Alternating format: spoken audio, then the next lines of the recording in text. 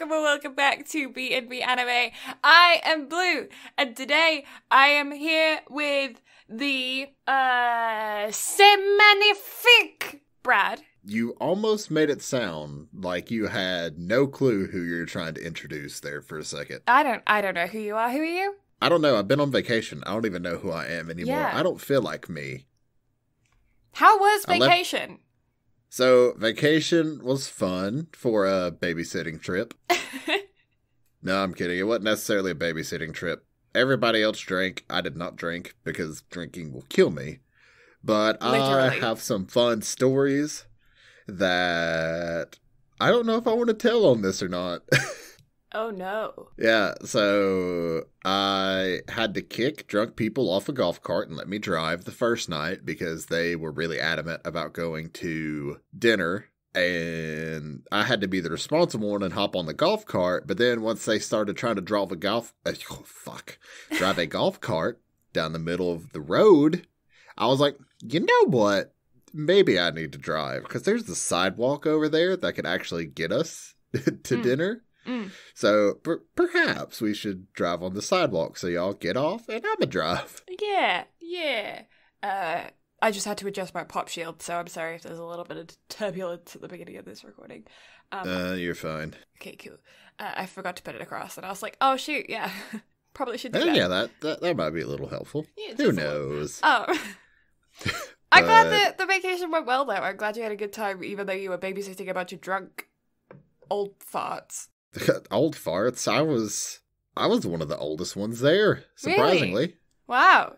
I was kind of in the middle, but Yeah. still, like, me being one of the oldest, I was shocked. Well, I get to call you an old fart anyway, because you're older than me, so. Hey, you're not supposed to talk to your senpai that way. Too late, just did. But on the flip side, though, while we were down there, we did go to the beach. That was fun. I got a fish familiar. Oh? Yeah, so we swim out to I say swam out. I didn't have to swim on any of it because me being 6'4", the water never got deep enough for me to have to swim. But so we went out to the second sandbar, and while I was out there's a fish that just kept circling me the whole time and would not leave me alone. Mm-hmm. So I named him Mark. He was cool. He followed me back inland, but, once I was getting ready to get out of the water, he, of course, didn't follow me because he has some instincts of, needing to survive. So you lost him. You lost your Mark. He'll be there eventually whenever I come back. He'll find me. So sad. Rip Mark. Yeah, rip Mark. You will always be remembered as my one fish familiar. I am very appreciative of you. When I was little, I had a pet fish that we named Fish. I'm not surprised.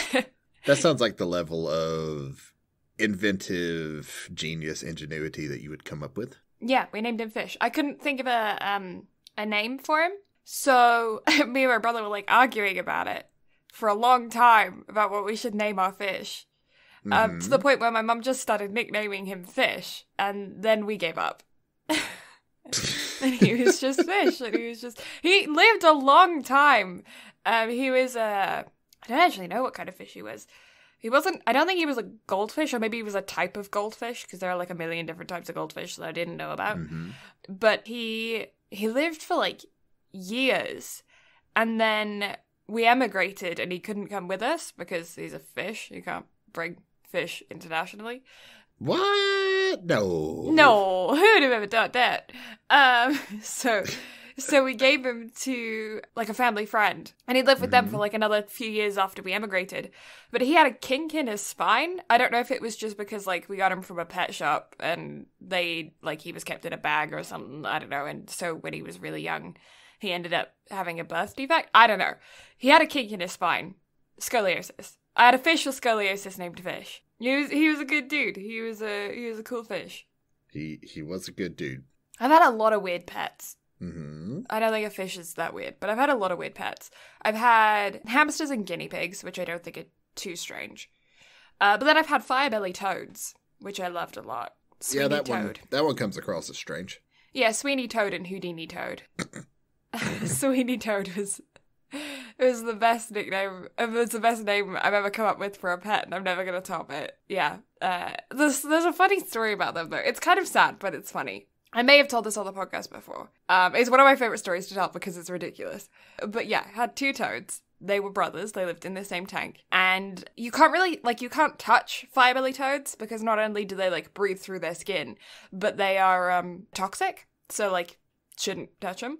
And also shouldn't touch them for their safety as well because you have, salty hands and they're freshwater toads and they breathe through the skin. So, you know what I mean? It's not good on either side to touch them. So, they're, watching pets. You buy them and you watch them. I had Sweetie and I had Houdini, and Houdini had a gimpy foot, so that's how I was able to tell the difference between them, is that his foot was deformed. I don't know, something wrong with it. And one day I go and check on their tank to feed them their crickets, and Houdini isn't there. And I don't know if Houdini escaped, which is hilarious, or if Sweeney ate Houdini, which is also hilarious. So I couldn't be upset about the fact that I had lost one of my toads because it was so ironic that no matter what happened to him, he magically disappeared. And yeah, I have no clue how. Worth it. Absolutely worth it. It was so funny. I was sad because I missed my toad, but also he was either eaten by Sweeney Toad or he magically escaped, and that's hilarious as well because his name was Houdini. So either way, that's the story of my magical toad. I promise I didn't kiss him. He didn't turn him into a prince. Worth it. We had really good pizza while we were on vacation. Did you? What's your favorite kind of pizza? Pepperoni, sausage, extra cheese. Oh, you're a meat boy. But no matter what kind of pizza I get, I have to get light sauce. Really? Because pizza sauce is too acidic for me. Okay. So if there's a normal amount of sauce, I'll end up vomiting stomach acid. Oh, that's no fun. Yeah, not a fan. Yeah. I'm assuming you like veggies. Yeah. My favorite is actually a taco pizza. Okay. So it's a pizza with sour cream and the salsa instead of marinara sauce. Ah. And then you put lettuce and tomatoes and onions and chicken or beef if you have it, but I'm a veg, so I don't. And then you put lettuce and cheese. And yeah, it's just like a taco broken out onto a pizza. It's freaking good, dude. And everyone I've ever told about it has always said, that sounds disgusting. I don't think I've ever met someone who's been like, yeah, that sounds really good. They've always said, that sounds disgusting. And to the point where on was it my 16th or my 18th birthday? I can't remember. It was either my 16th or my 18th birthday. I invited a bunch of people around. I think it was my 18th birthday. I invited a bunch of people around. And 5 or so people, and we were just going to watch horror movies, and because my birthday's right near Halloween. So we're going to watch a bunch of horror movies and eat pizza and just chill for the evening. Drink some beer, that kind of thing. And I ordered everyone a bunch of pizzas, and I ordered myself a chicken taco pizza, because at this time I wasn't a vegetarian. And I had one slice of my pizza, and then everyone was like, that actually kind of smells and looks pretty good. I was like, you want to try some? You could try some. They tried it. That was the only slice of my pizza I had that evening. I was like, it's my birthday and you just ate my pizza. Poor Blue. Yeah, because it's really good. And people always don't think that it looks good because lettuce on pizza, people are like, why do you want warm lettuce? Like, what the heck? But it is genuinely really good. Well, that's what I was sitting here thinking. I was like, warm, soggy lettuce sounds disgusting. And I hate lettuce as it is. That's rabbit food for me. Oh, no, I literally ate a bowl of lettuce today. Yeah, I just stuck some salsa on some lettuce and some chopped up cucumber, and I was like, that's a good enough salad. You know, since we were talking about potentially planning a trip to Japan together in the future, if any of my food ever comes with salad, you're more than welcome to it. I will eat the salad. Although I have been told that in Japan, they don't have a lot of fresh salads and stuff that tends to be served in restaurants. You tend to not get a lot of fresh stuff because of just the fact that of the way that their food is, their cuisine. So well, in that case, let's just go to all the 7-Elevens. All of the 7-Elevens. All of them. No, I genuinely want to go to the 7-Eleven so bad. I want to go to the convenience and just explore all of the different variants that they have. So 2 things I want to do. I want to make a meal out of the 7-Elevens, and I want to make a meal out of vending machines. Oh, yeah. Where they do, yakisoba and stuff in the vending machines. Yeah, I've seen that. I want to try one of their hot coffees in a can because that confuses me as to how it doesn't burn your hands. Well, not only that, but the fact that they have hot drinks in vending machines, that blows my mind. Mm-hmm. Like, I'm so curious as to the temperature of those hot coffees in cans, though, because I feel it's metal, it's a can. Like, if it's hot, like, doesn't that burn your hand? But people just pick them up and drink them, so it must be, like, warm. But then is it lukewarm and not hot enough for a coffee? Like, are you confused by this as well, or is it just me? I feel like it would probably be warm coffee, but not hot coffee. But warm coffee's gross. Well, warm coffee would be better than lukewarm coffee, like room temperature coffee, like hard no. That's true. Why is it that coffee is only good hot or freezing, and is not good anywhere in between? Because coffee's kind of shit whenever you sit down and think about it. Like, if it's not really hot, or just, like, iced down, it's kind of shit. Would you like some bean juice? You like beans? You like beans? I don't know why that sounds so bad. You like beans? Anybody want a bean? It's like some sketchy dude around the back of a club or something wearing like a trench coat, opens up the trench coat and it's just got like beans. You made me think of old Greg. You like Baileys? I got Baileys in a shoe. Oh god, that's stupid. So anyway, now that we're back from that rabbit hole. Yeah, that was a rabbit hole and a half. Yeah, I don't ever want to discuss what we discussed there again. Anyway. Back to your regularly scheduled programming. Now over to Blue with the weather. It is currently cold in Canada. Shock. Okay, now over to... We don't have anybody else on this to throw to for now sports. Over to Brad for the news. So listen, okay, now over to Arnold for the news. So listen, this is going to be my... I don't know what to call this. Is it a segment? Is it a... I don't know. All I know is I need to stop that because those peaks are fucking atrocious. Ooh, fun. Love peaks. Arnold, like, I have my gain turned all the way down and Arnold just peaks that shit. Well, I mean, with those muscles, it's expected. I mean, you're right. Look at those peaks. This is Hey, what Arnold, you get for could you, working out so hard. What? Hey, Arnold, could you point me in the direction of the beach? I'm not sure where it is. No. Okay, then. I don't want to talk about the beach. I'm scared. That is the part of me that I don't want to relive. Oh, okay then. But no, the beach is over there. It's right down the road. You can't miss it. Okay then. That's an obscure reference that I know you're definitely not going to get. I have no clue. If anybody knows that reference, feel free to let us know if you got it, because I didn't. I feel like only my friends are going to get it, because there's an animated version of Dark Souls called Happy Souls. Okay. And so the two main characters save a bird guy. He's like, oh, thank you for saving me. I don't have anything with me, but if you meet me at my house, I've got boss weapons. Like, oh, where do you live? Right down the road. Can't miss it. And he just keeps repeating it over and over and over again. It's a great little animated bit. I'm going to have to send it to you just for context. Okay. Because anytime I get the chance to make that reference, I have to make it. Okay. I'm so confused. What has this podcast turned into? I don't even know. I'm lost. Me too. News? News. We don't have a lot of news this week. I don't have a lot to talk about. It's a quiet I feel like week. I've been slacking, but also there was honestly not a whole lot that I just found interesting enough to talk about. I was supposed to talk about this last week, but I forgot. However, Funimation is going to be expanding into Mexico and then some South American countries. But I know that the anime community for Hispanics is actually extremely broad. Yeah, I heard that it's been expanding like crazy over the past few years, just like it has been in English-speaking communities.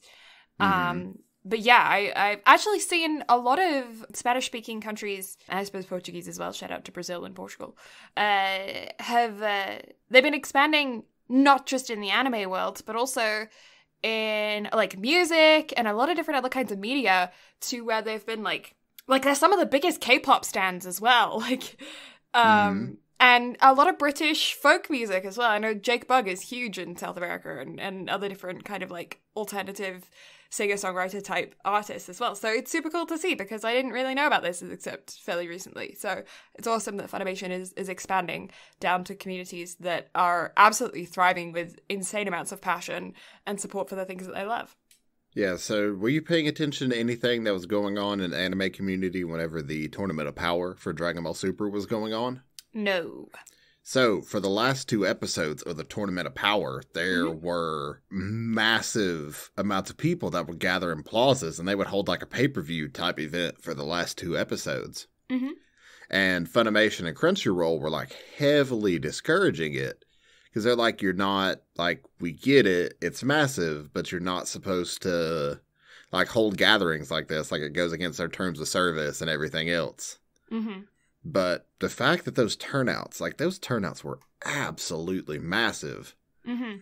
So it's really awesome to see all that turning out like that and to just see how beloved a series like Dragon Ball is, because I feel like Dragon Ball is a lot larger in places than English-speaking countries. Yeah. Yeah, well, it's super awesome. Like, it makes me wonder about whether or not anime is going to become one of the main mediums that is shown in cinemas from like now on, because obviously like regular movies are just declining at movie theaters. They're not doing well. All of their statistics have been declining for a while because it's so expensive to go, and then with COVID and everything. But there's something special about going to see anime, and I feel like people would go for, like, if you were like, oh yeah, we're gonna show the very first episode of a new season, or the very last episode of a season, or something, the episode finale, or, like, we're gonna do a whole, because you could, like, I mean, The Sound of Music's like 4 hours long, and people still show that in cinema, so you could do, like, a whole 12-episode season, like a one-course season, at a movie theater, have an intermission in it, and just, like, have a binge thing. I feel like that could be a huge thing in theaters, because anime communities, we're like, hardcore. Like, we're one of those communities that we are very intense about how we feel about stuff, and we love to go and support things that we enjoy. And because of that, I feel like you have to really, I feel like cinemas, they've got to hit on these fandoms, you know? They got to hit on these fandoms. And because, I mean, just look at the turnouts to, like, Justin Bieber's documentary or whatever. Like, fandoms go hard. So movie theaters should embrace that, and if they're still trying to make money, that's what I'd do. And then they can end up having relationships with, like, Funimation and Crunchyroll and stuff, so that people don't end up doing those mass gatherings to watch final shows, and then the creators don't end up getting the money and the websites don't end up getting the money. Because if, like, Crunchyroll got into a contract with Cineplex and was like, hey, wanna show this next, like, they don't have to do it with films. You could do it with one core anime. So you could probably even do it with 2 core animes. I know some crazy people, not me, not you, that watch an entire 2 core anime in one day. Like, it's possible. Well, here's my biggest complaint. Like, whenever anime films are shown in theaters, you obviously have to pay a good amount of money to get those licenses to be able to show those films. Hold more fucking showings. Yeah. Like, I wasn't able to go see the My Hero movie in theaters because it fucking sold out. Yeah. And they only had 1 fucking showing for it. And My Hero is absolutely massive, and it sold out weeks in advance. Yeah. So, now, if your license is only cost enough to do that 1 showing, then that's fine. I get it. But I guarantee you it's not. So, why? What's the purpose? Obviously, I realize that you're having to get rid of 1 screening or 1 screen to be able to show that film. However, how busy are you actually going to be on a fucking weeknight? Yeah, well, and I mean, if you have to get rid of a screen to show the film, but if the film's booking all the seats and whatever other film that you're showing that's been up there for 3 weeks is still not, like, is not full, why the heck would you not, you'd open the one that's sold out? Exactly, and most anime films are shown during the week as it is. Yeah. So which is stupid because people have to work. Now, granted, if you give people enough time, most people can get off. So I can kind of get it, and for those that can't, that's another reason to show more screenings. Yeah. But I know typically I will get emails from Fathom, Mm-hmm. to where they let me know whenever anime films are actually being shown in theaters. So I have the ability to request off, and that's, I get looked at weirdly because I'll request off months in advance for anime films. But do I care? No. Now, do I get looked at funny whenever I request off for something like I Want to Eat Your Pancreas? Yes. But again, do I care? No. Yeah, I Want to Eat Your Pancreas as a name doesn't bode well for the content. But are you going to cry whenever I make you watch it next year? Yes, I already know Yes. I will. I'm excited. You should stop letting me plan the schedule. Yeah, like, I know I'm gonna, like, sob and die and cry, but, I absolutely have put in a few on the schedule that, Next month, yeah, that are gonna manipulate you. No, they're just gonna be, like, more my thing. And then December is kind of a couple of things that have been requested, and then us trying to figure out where we stand on everything for the entire year. we've covered a lot this year, and we still have more to cover. We have so much more, and yeah, we have done so much as well. I can't believe we've watched an entire anime every week. For how many weeks now? This is episode 32. For 32 weeks in a row, not missing one, we've watched an entire anime. And whenever we started this, intending on doing maybe one episode a month. Yeah. And then we were like, well, we're kind of on a roll right now and we're enjoying it, so we'll do them more frequently to start up with, and then we can settle down when we go. And we're just like, nah, full steam ahead, boy.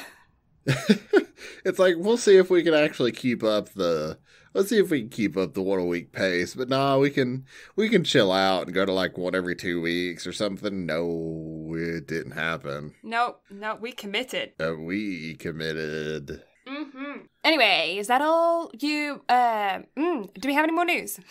Yes. So, the Violet Evergarden film has officially grossed 1.1 billion yen after being in the box office for 3 weeks in Japan. Nice. I'm still mad at Violet Evergarden. Oh, I realize. However, the fact that they've grossed that much money in 3 weeks, that's impressive. I figured it had to go in the news. Yeah, it definitely is impressive. Especially considering the fact that, like, right now, it's really hard to get people to go and do stuff. Mm-hmm, exactly. So yeah, that's really, those figures are really impressive. Yeah, that's extremely impressive. And I am still probably going to watch the movie when it comes out on, like, Crunchy or whatever. Because I'm curious about it. Because we'll have to cover it. Like, there's no way around that. Mm-hmm. I'm curious about it, but I'm still mad. I'm not going to get over that. And it freaking made me fall in love with typewriters, and now I'm conflicted about typewriters because I have a half positive, half negative association with them. And I'm like, and you know what? Okay, one thing that's been bugging me is that I've been looking around at all of these Halloween decorations in, like, Michael's and Walmart and stuff. Mm-hmm. And I found, like, multiple really cool antique-looking typewriters. I don't know what it is, but this year there's, like, typewriters everywhere. But they all have, like, skeleton hands on them or something. And I'm like, or, like, the page is, like, there's something written on the page and it's, like, blood or something, And I'm like, can't you just have, like, a really old antique-looking typewriter ornament? Because I would just have that. Like, does it need to have a skeleton hand on it? That's just going to be your desk ornament. Like, you're just going to have it posted back for your art streams. That's what I'm going for. Yeah, I'll just have a typewriter. Like, because nobody can read my handwriting, so I genuinely feel like I need a typewriter. Because nobody can read my handwriting. I know I could just, like, print stuff, but you know how expensive ink is? Expensive. Yeah. Oh, so speaking of art, somebody's now a little famous.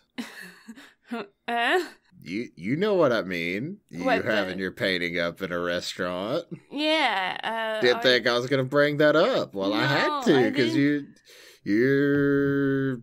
Like, that's fucking awesome. Like, congratulations. Thank you. Yeah. Yeah. I have a painting in a restaurant now.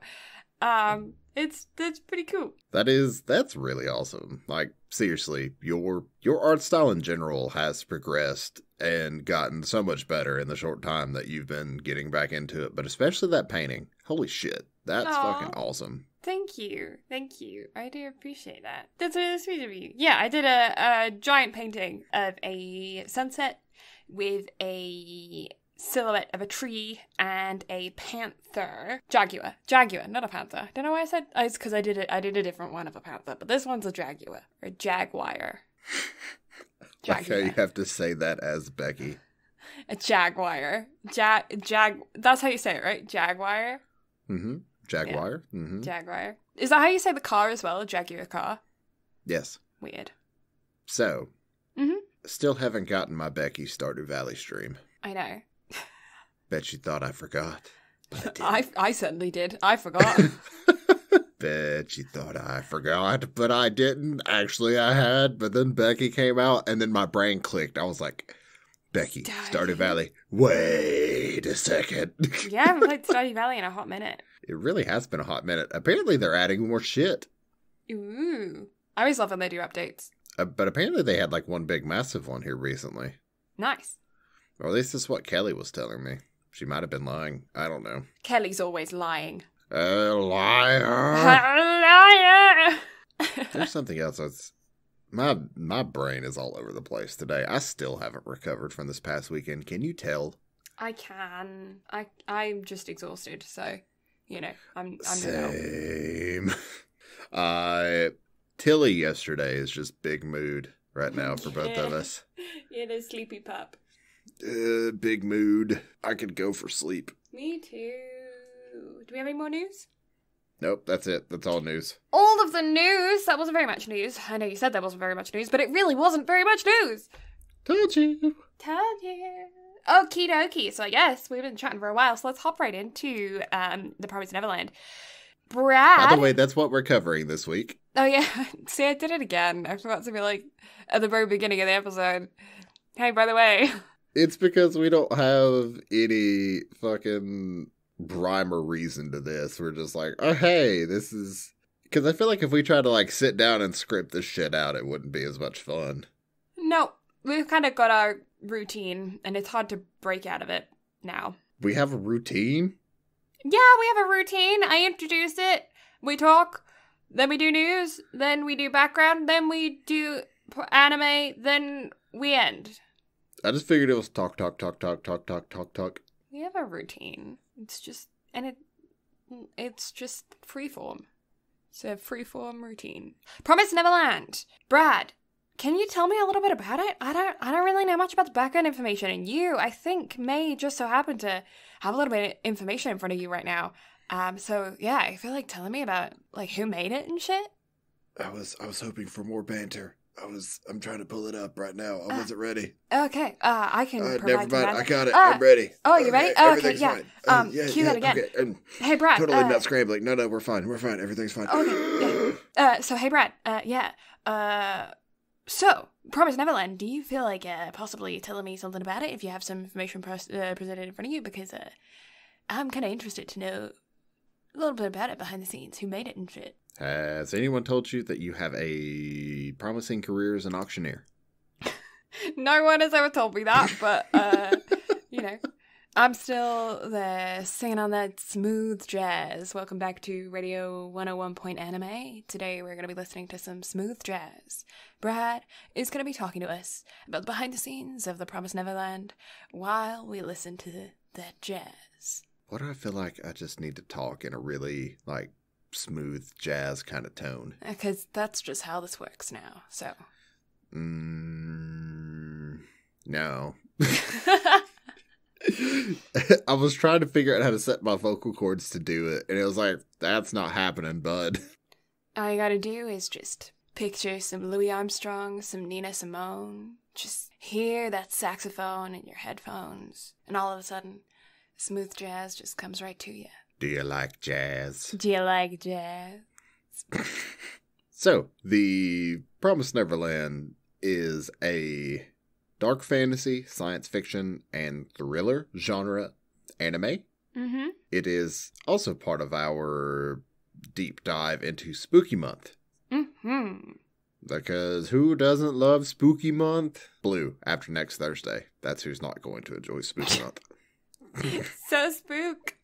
So much spook. The Promised Neverland was initially a manga that was published in the Weekly Shonen Jump. It's a shonen. Don't know if you would have guessed. I certainly wouldn't have. No, I don't think I could have, connected the two there. But then again, I also would have guessed that Food Wars was a shonen either. However, I digress. So, the manga is actually officially finished. It ran from August 1st of 2016 until June 15th of 2020 for a total of 20 volumes. Wow, okay, so that's pretty recent. It is. I feel like I remember us covering the fact that it ended on the podcast as news. Maybe way I back don't pay when. attention to you. I get it. I do.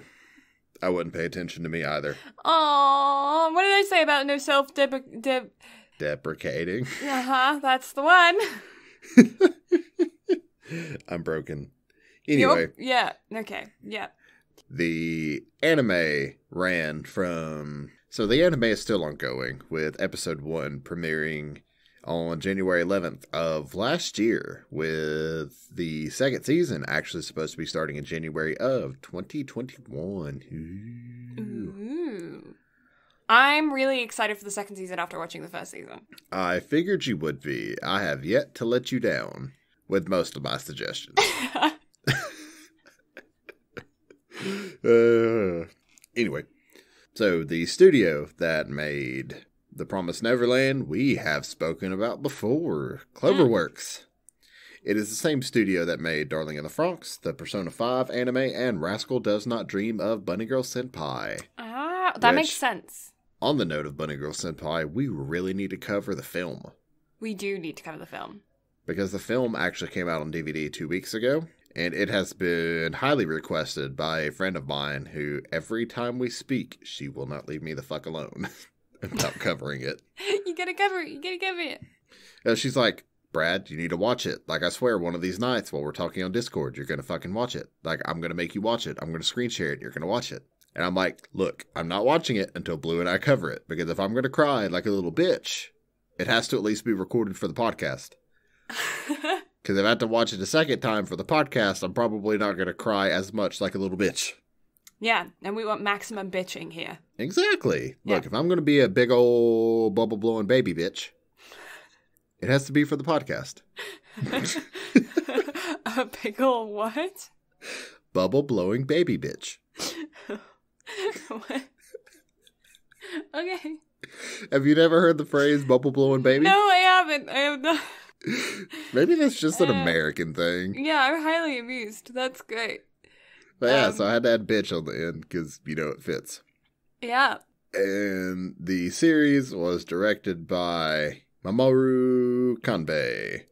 Nice. Who has directed Cardcaptor Sakura. That's the only thing out of the bunch that I recognize. But, yeah. I'm sorry, I just yawned, and now when you're editing this, you're going to hear my yawn, and it's going to make you tired, so I'm sorry. It's going to be amplified and sent back to you. Great. I You're will welcome. go back and find your yawn from last week's episode and do the same. I've been yawning this whole time, so don't worry about it. Is that all the background? I don't know, baby. So, there is also a live-action film for this that will be releasing on December 18th of 2020. But, according to sources, there's actually a live-action version of the show being made as well. Interesting. I don't know how familiar you are with Enter the Spider-Verse. I heard of it, not too familiar.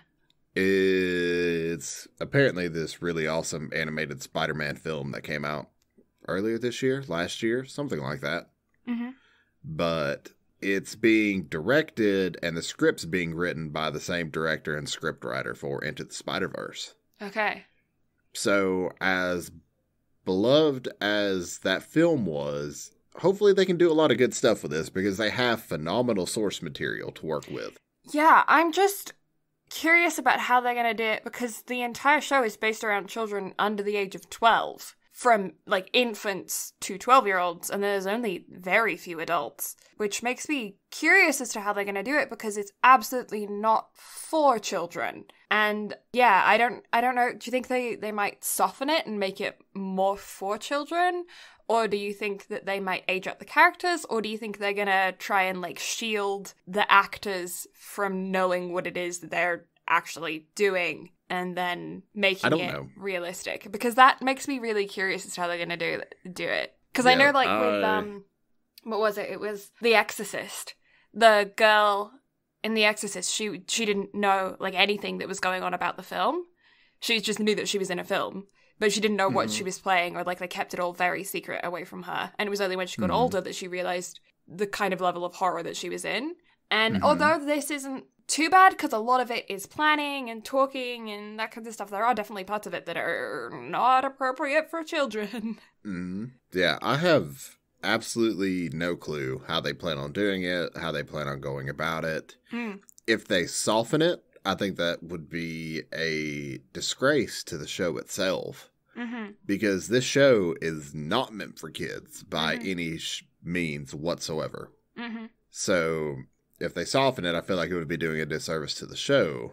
Now, if they do decide to take the Exorcist route, that's fine, because I think, honestly, outside of a couple parts, they can get away with that.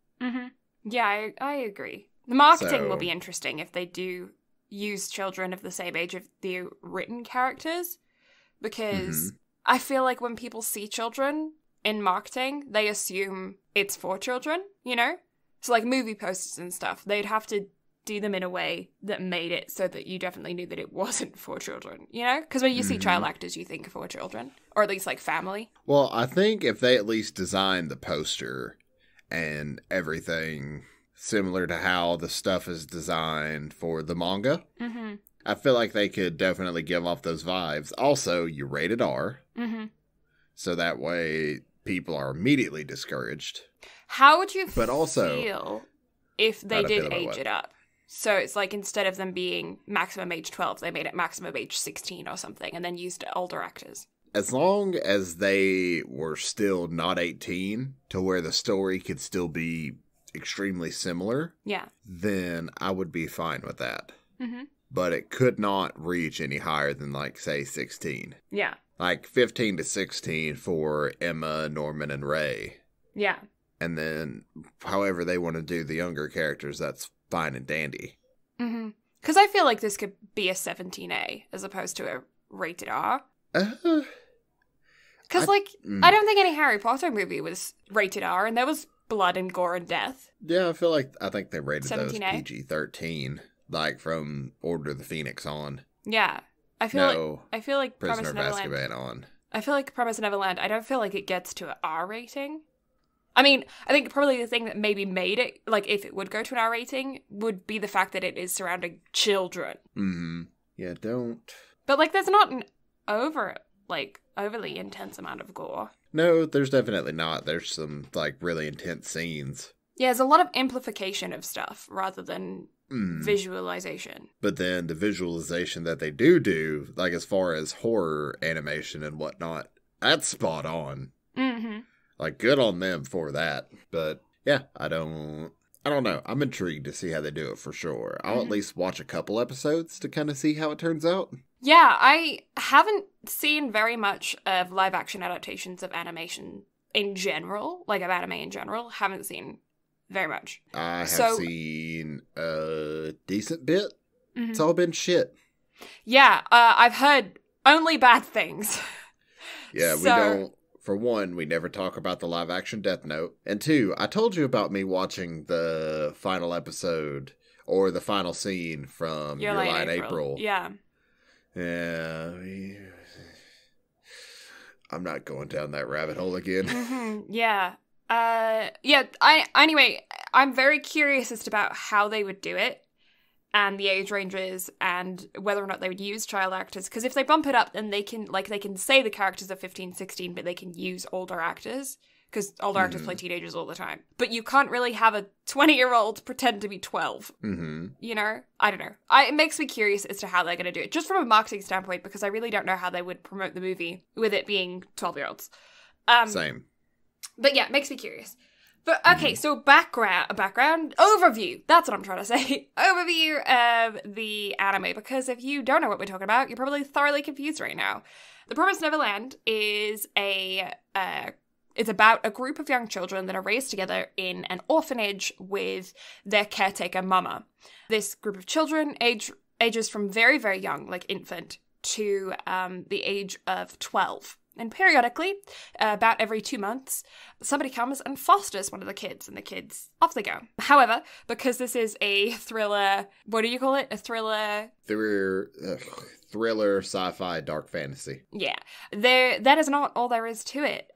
So that's about all we can say. There's not a lot that we can talk about plot going forward without spoiling anything, because the show is very much centered around events that happen in the first episode. Exactly. So I guess what I'll say is everything is not as it seems, which is, I think, pretty obvious, because if that was all it was, then it would be a very happy life. And the kids have some specific things some specific characteristics that make them special. And that's why they're put where they are. And they are needed for a certain purpose. And because of all of the elements that are at play, they are forced to grow up faster than a lot of other kids. And it's actually set in 2015, so 5 years ago. Mm-hmm. But the world is very different to our 2015. Yes. And they're in a cute little cottage surrounded by forest, so they play tag. And that's the end. Good enough. Yeah. But it's based around these main three children are Emma, Norman, and Ray. And they're best buds. They've been friends for a long time. And yeah, it's centered around mainly them and a few other children. And yeah, it's just their life, them growing up, them trying to figure out what they're doing with their specific circumstances that they're given. And the first episode is intense. So yeah, you'll be hooked after the first episode. It's one of those ones that's going to catch you right off the bat. So I highly recommend that if you decide to watch The Promised Neverland, which I do recommend that you do you go and watch it, you give yourself the day or like a weekend, because yeah, don't stop watching it when you have work tomorrow, because you're not going to stop. No, it will immediately hook you, and there's kind of no letting go, because if it tells you anything, I messaged Blue and I told her specifically, hey, after you watch the first episode, let me know what you think, because I just wanted to hear her thoughts on how the first episode ended. Mm-hmm. And I never heard from her again. No, I watched the first episode and I was gone, mate. I didn't think about that message. It was not happening. So how did your notes look after watching this? Because I'm curious how that ended up. I actually managed to write my notes after every single episode, and I'm kind of glad that I did, because the show has a lot of times where you aren't necessarily getting scared by stuff. It doesn't classify itself as a horror, and I agree that I don't think it is a horror. But there are moments where you're definitely on edge. Mm-hmm. And, but a lot of moments where you are yourself calculating what's happening. Because of the way that they've set stuff up, you as a viewer, like the characters in the show, are trying to work stuff out. So it's actually really nice. It was really nice to be able to write notes after each episode, because I was able to reflect on what happened during the episode and like kind of try and piece things together for the puzzle myself as I was going, and really like work at it. And I got quite a few things correct, which made me excited. Mm-hmm. Because the show is a game of chess the entire time, both for the viewer and the main characters as well. Exactly. Not just, interestingly enough, not just your protagonist with your antagonist, but also your protagonists with but also with between the group of friends, between the kids as well. They're playing chess with each other as well as chess with their enemies, which is super cool, because you end up with like at least 3-4 different sides. Yeah, at least 5. I would say 5 different players in this game of chess that are all trying to manipulate each other, or keeping secrets from each other, half-truths and things like this, that are messing with your brain as you go. And so you're trying to figure out, and they set up the show so well to be like, there are moments where you're like, this character is doing something. And then, and it's clearly them. They're the person that's doing the thing. And then you're like, it's going, and you're like, well, no, because it's saying this is the character that's doing it. You're then going, well, it's obviously not them then, because they're trying to make me think that it's them, so it's obviously not them. So then you're like, so then it must be this other person. And then it turns out to be someone completely different. And like, if the show is blatant about something, it's lying to you. Yeah. Except sometimes, because they do like to trip you up. So right when you think that it's never going to be the obvious, then it's the obvious, you know? Mm-hmm. It's like, it really is a game of chess the It entire 100% time. is. And it's awesome to watch it unfold. Mm-hmm.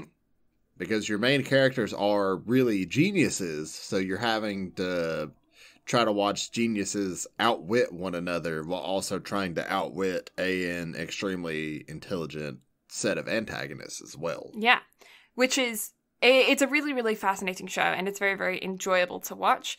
And yeah, it's absolutely, though, 100%. If you start watching this, please give yourself like a couple of days. Start watching it on Friday evening, so you have Saturday and Sunday. Or if you work during the week or whatever, make sure that you have some time to really watch this, because I promise you, once you watch the first episode, you're not going to be able to stop.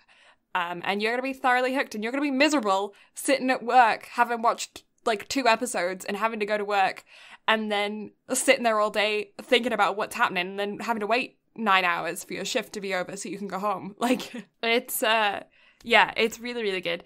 So I highly, absolutely recommend that you give it a watch. Yes, without a doubt. Mm-hmm. So I'm gonna say spoiler chicken hats on. Give you some time to put yours on. Is it nice and secure? I hope it is. Put the strap on, because, you know, things are about to get crazy and you don't want it falling off. So, spoiler chicken hats on. And we're gonna go to episode 1. Yes. Yeah. 12-10-45. A group of young children, a group of young children, with the 3 oldest being 11 years old, are living in a secluded land in an orphanage. Each of the children has a tattoo brand on their necks, like numbers. And that's what the number of each episode, like the title of each episode, is the number of one of the codes that is on one of their necks. And one day they take an exam. Just like normal students, they're taking an exam. And except these are barcode exams, which was weird. But the top 3 students, the 3 11-year-olds, actually get perfect scores.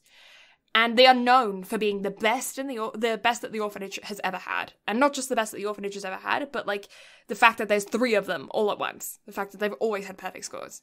Emma is our initial main character. Our main character kind of switches throughout the show between the 3 of the trio, but Emma is who we're starting off with as our main character, and then it kind of goes to Norman a little bit later and ends up with Ray being our final main character throughout the season. Emma is bubbly, she's full of energy, and she absolutely loves the orphanage and Mama. She is physically the most capable. She is sporty and crazy and very strong, and Mama is the woman who's watching over the group. Norman is super intelligent, and he loves to play with Emma. He is kind of the middle ground between Emma and Ray.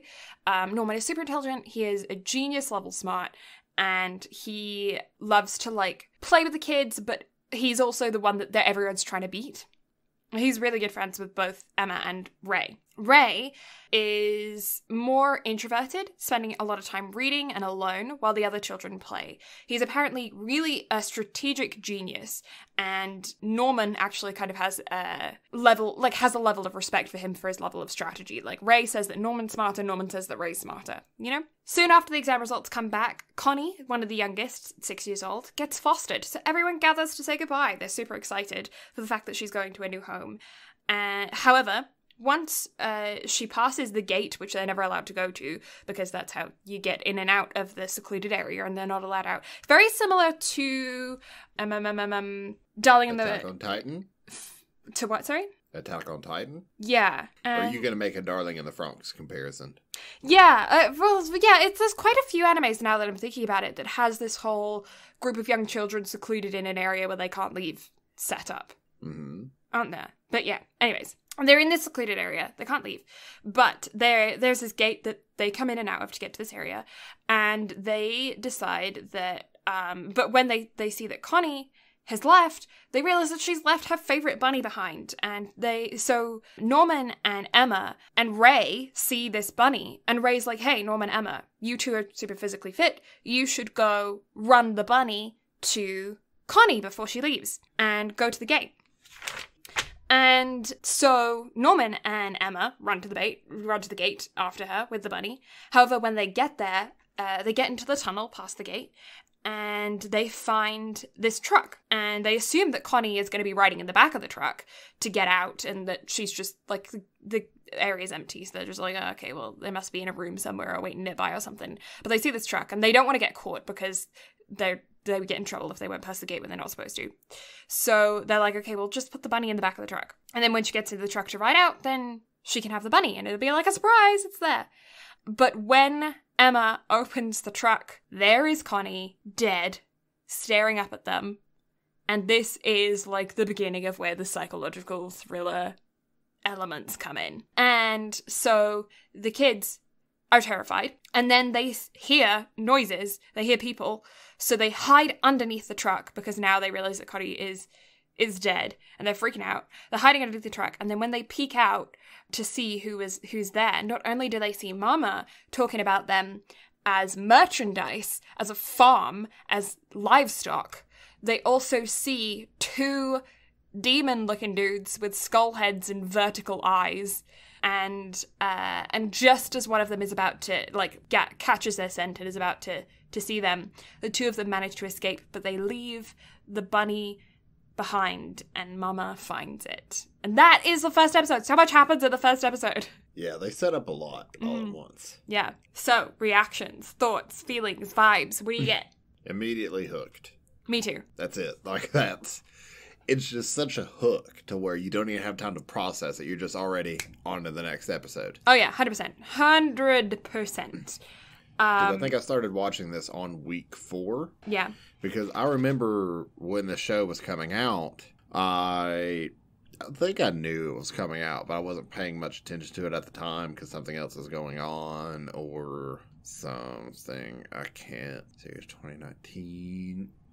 I think I just moved into my apartment in Clayton, so I was still getting used to everything. Had a lot of shit going on. I was modding for you at the time, so I was just doing a lot of shit. Mm-hmm. And so, but it was, I just remember getting a text from Coda, and he's like, hey, I got the show. You need to watch it. I know you're busy. Just watch the first episode, and I promise you won't be disappointed. And I started binging it after that, and after I found out there's only 4 episodes, I was big upset. Because I was like, no, I gotta wait week to week for this shit. No, yeah, 100%. I'm so glad that I didn't have to wait week to week, because I would have been so impatient. I would have been so impatient. Well, I guess now you're going to have at least 2 shows you're going to have to watch week to week. I know. This is why I hate watching things week to week, because I want to binge it. Oh God, I'm not good at this. I'm not good at it. January's not going to be a fun time for you. No, it's not. I'm going to be miserable the whole time. At least you have 2 that you can look forward to, so you at least have a way to break it all up. That's true. And honestly, as busy as you and I are, I don't think you're going to have that much time to care. That's also true. But yeah, so episode 2, 13/10/45. Norman and Emma try to act normally as they start planning for their escape. They're just basically like, nah, fuck this, we're out. Like, I'm not doing this, we're getting out. So they start planning for their escape. Emma is adamant about escaping with everyone, even though it's going to be near impossible with 37 children, and the vast majority of them being under the age of 4. They venture through the forest during their free playtime, because there's the house, the forest, and then there's a fence, and along the fence is the gate, and then past the fence is more forest, and right now they don't know what's through the forest. But they go through the forest during their free playtime, and they step over where the fence is really short. It's just shin high, knee high, and they're able to just step over it.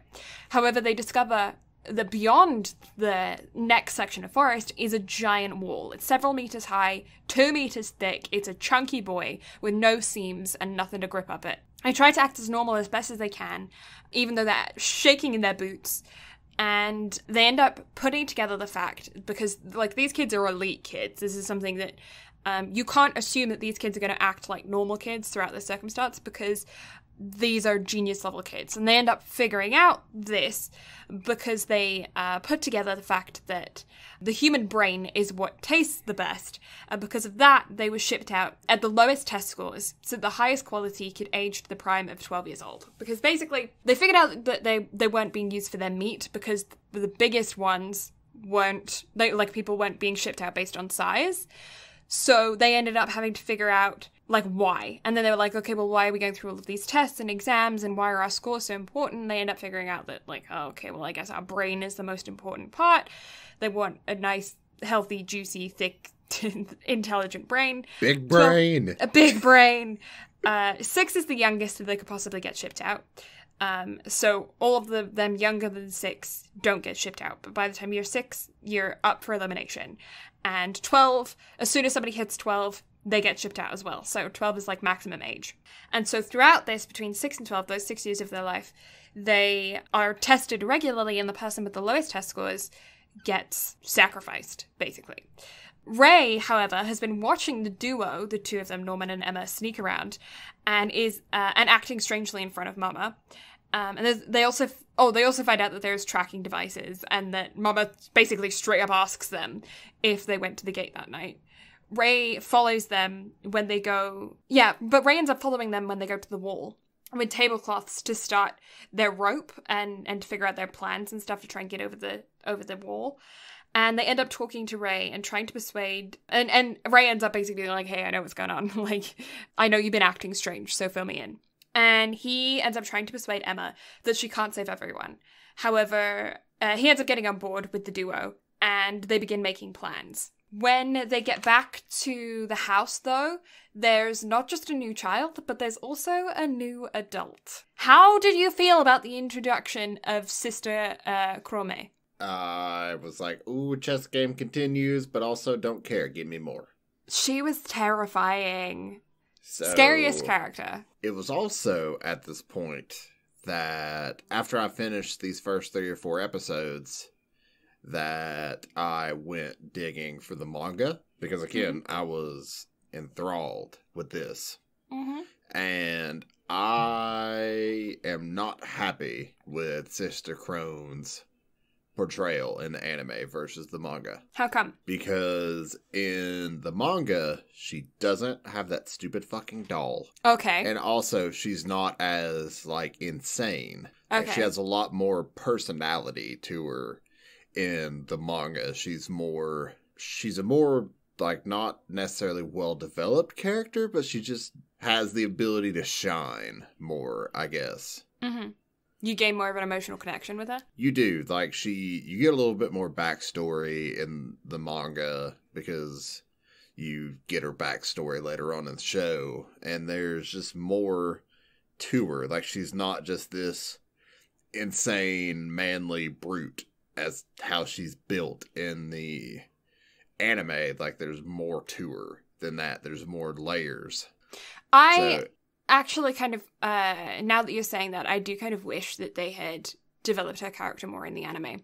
Because although she is freaky, very freaky in the anime, her character is very one-dimensional. And then later on in the show, they do kind of hit you with that, oh, but she cared all along thing.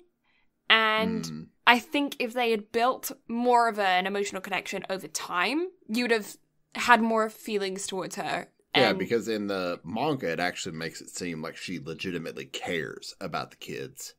Yeah. Whereas in the show, like, all she cares about is catching Emma, Norman, and Ray and stabbing Isabella in the back. Yes. Yeah. And so if there's anything that just truly docks points it's her about character. This show, it's Sister Crone's.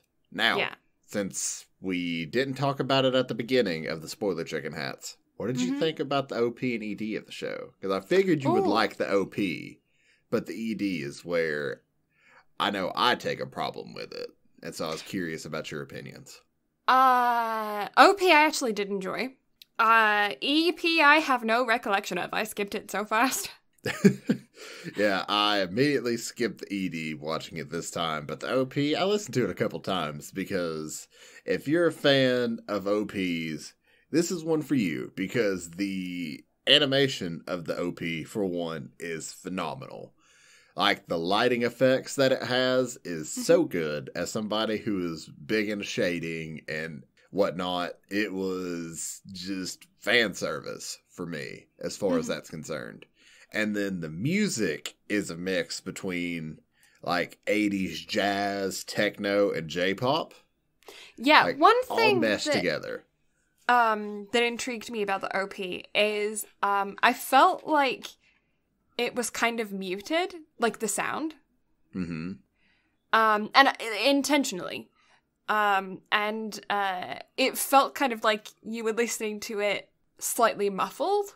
I don't know. What do you think? I do feel like they muted the instrumental parts of it whenever the vocals were going. Yeah. But I don't know if how intentional that was. I don't know if it was more for the Japanese audience to where they were more heavily focused on Lyricism? the words. Mm-hmm. But then the solos were very like music heavily oriented. Mm-hmm. Yeah, But I just definitely noticed muted that. the music during the vocals. Mm-hmm.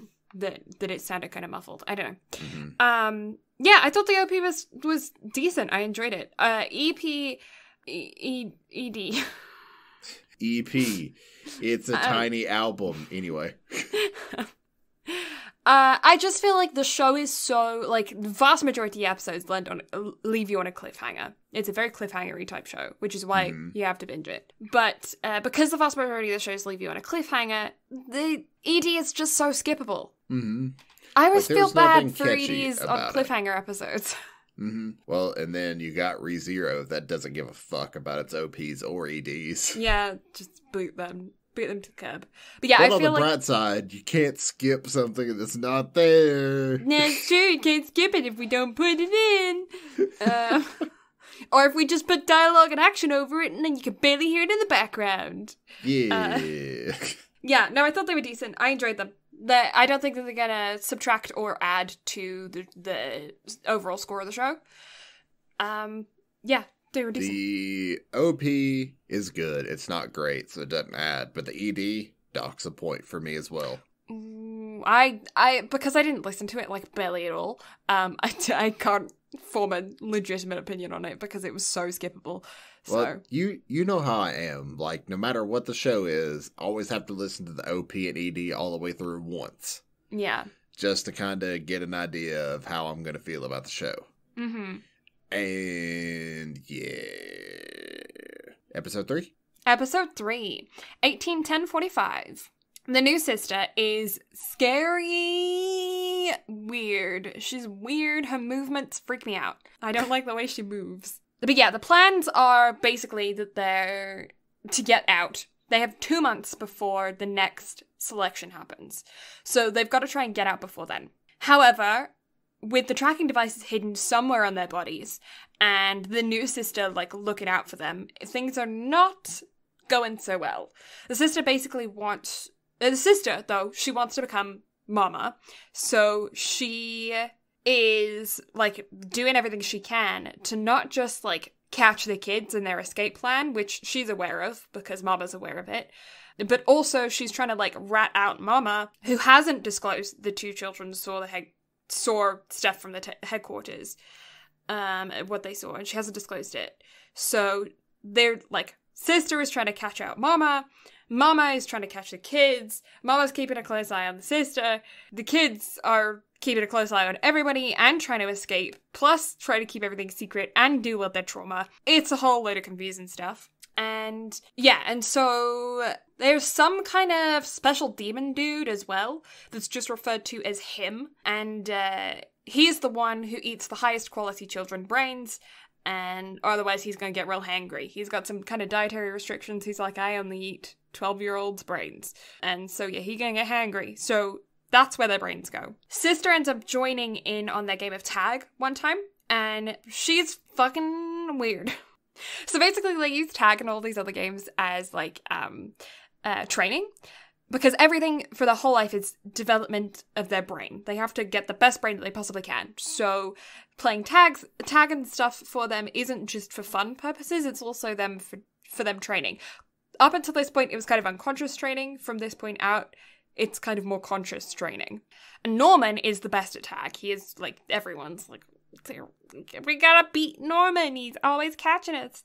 But then Sister is like, hey, I'm gonna join in on this game of tag. And she is faster than Norman. She's stronger than Norman. She's working better than Norman. And she ends up managing to catch every single kid except for Ray and Norman. Emma only gets caught because she is protecting 2 of the youngest, 2 of the little ones.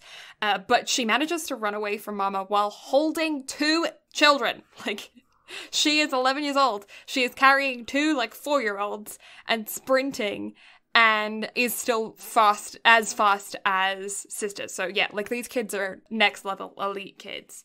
But sister ends up getting really impressed by the perfect trio, but also by somebody else named Gilda. Zooms in on Gilda. This is where you start seeing them try to trick you as to who, how they're manipulating you as a viewer, because the traitor, they find out that there's a traitor among the children, but the way that the camera is set up and the way that the storyline is told, you are immediately supposed to think that the traitor is Gilda. Did you think that that Gilda was the traitor? No, I called the traitor from the get-go. Did you? Mm-hmm. Interesting, because I didn't call the traitor, but I did know that it wasn't Gilda. Yeah, I called it from the get-go. Nice. Okay, they also find that the tracking device is behind the ear, but they can't destroy it yet because it may alert Mama, but Ray is on the case. Episode 4 is 29:10:45. The trio are doing everything that they can to catch the double agent. They end up telling Gilda and Dawn, who are 2 of the other oldest children, and they suspect that the traitor is one of them. They've kind of narrowed it down to them. And they decide that they're going to tell them the truth. They end up telling them that they're being human trafficked instead of killed, which is the truth. And they end up telling them their plan. They tell them that they're going to try and escape. They tell them that Connie is fine, is alive, but has been human trafficked, so they need to get out so they can save everyone that's been trafficked from the bad people. And Dawn and Gilda believe them, but Dawn's kind of a little bit suspicious. And Gilda is acting sus as well. But what they decide to do then, what Norman decides to do, is Norman tells Ray that he's going to tell Dawn that there's a rope for them to climb over the wall under his bed. And he's going to tell Gilda that there's rope in the bathroom roof. And then that way, when he can go back and see which one is missing, he'll be able to catch out which one has been the spy to report to Mama, right? And also he hasn't told them the whole truth, so it could mean that Mama then thinks that they misheard or missaw, or, that they're not fully in on it, but they think that they are, Mm-hmm. And Sister Crone is keeping a real close eye on Gilda, but she, when confronted... So basically what happened... I'm going to keep saying that. I need to stop saying that. One night, Gilda ends up going to Sister's bedroom. And while she's in Sister's bedroom, Sister is confronting her, being like, hey, what's going on? What do you know? What's happening? And Gilda keeps it a secret, lips sealed, doesn't say anything. Emma was outside the door and heard the whole conversation, so she knows that Gilda did not betray them to Sister. When they go to check on the ropes, Dawn's is gone. Because Emma then tells the 2 of them. Emma then tells Ray and Norman that she thinks that Gilda is clear because she kept the secret. So then when they go back and they look at the ropes and Dawn's is gone, Norman then ends up concluding that Ray is in fact the traitor. And they also plan to escape on November the 8th, which is my birthday. So it's like, okay, you're going to escape on my birthday. That maybe... What do you know? Yeah, I know. I saw that and they were like, okay, so we have to escape in 10 days from now. That's going to be November the 8th. And I'm like, you're going to escape on my birthday? Don't you feel special? I feel special. Yeah. Funnily enough, November the 8th is a date that is used fairly frequently in films and, media and stuff. For when they want to have something big in the autumn. It's, a lot of the time, it's around November the 8th. Huh. Yeah, Detroit Becoming Human, the video game, is set on, the 5th, 6th, 7th, 8th, and 9th or something. It's that very beginning week of November. Mm-hmm. The beginning of the second week in November, that time period, end of the first week, beginning of the second week in November, is used a lot in movies. I think it's because it's that time when the leaves are, perfectly autumnal. Mm-hmm. But it's not, Thanksgiving or Halloween. Yeah. Well, that's right after Halloween. Yeah, it's used a lot, funnily enough. So, but there you go. Fun fact for you. Maybe I just notice it more because it's my birthday, so I'm like, hey, it's my birthday. But, Episode 5! Okay, so reactions to finding out that Ray was the traitor. Because, you suspected. So how did you feel when you were correct? Victory! Did you like him, or did you think that he was a villain? I liked Ray. He has like, I could relate with this character because I'm quiet and don't want to interject that much. Mm-hmm. So I like the character, but also he was being really suspicious. So that's kind of why I immediately suspected him. Be suspicious. Don't be suspicious. So whenever Norman called him on it, I was like, knew it. Mm-hmm. I went through a period of time where I was like, I don't know if he's a villain or a hero. Like, he is very much an anti-hero for a good portion of the show, because he's very... I think the thing about him is that because he's so analytical, he takes facts to the next level, but then he's so strong in his emotions that he kind of gets blinded by them at the same time. So he makes decisions that are very emotional, but based on solely his analysis, but his analysis is skewed because of his heavy emotions. And because of that, he makes some controversial decisions and kind of gets blinded by, like, he doesn't see other options because he's kind of got tunnel vision on what he sees.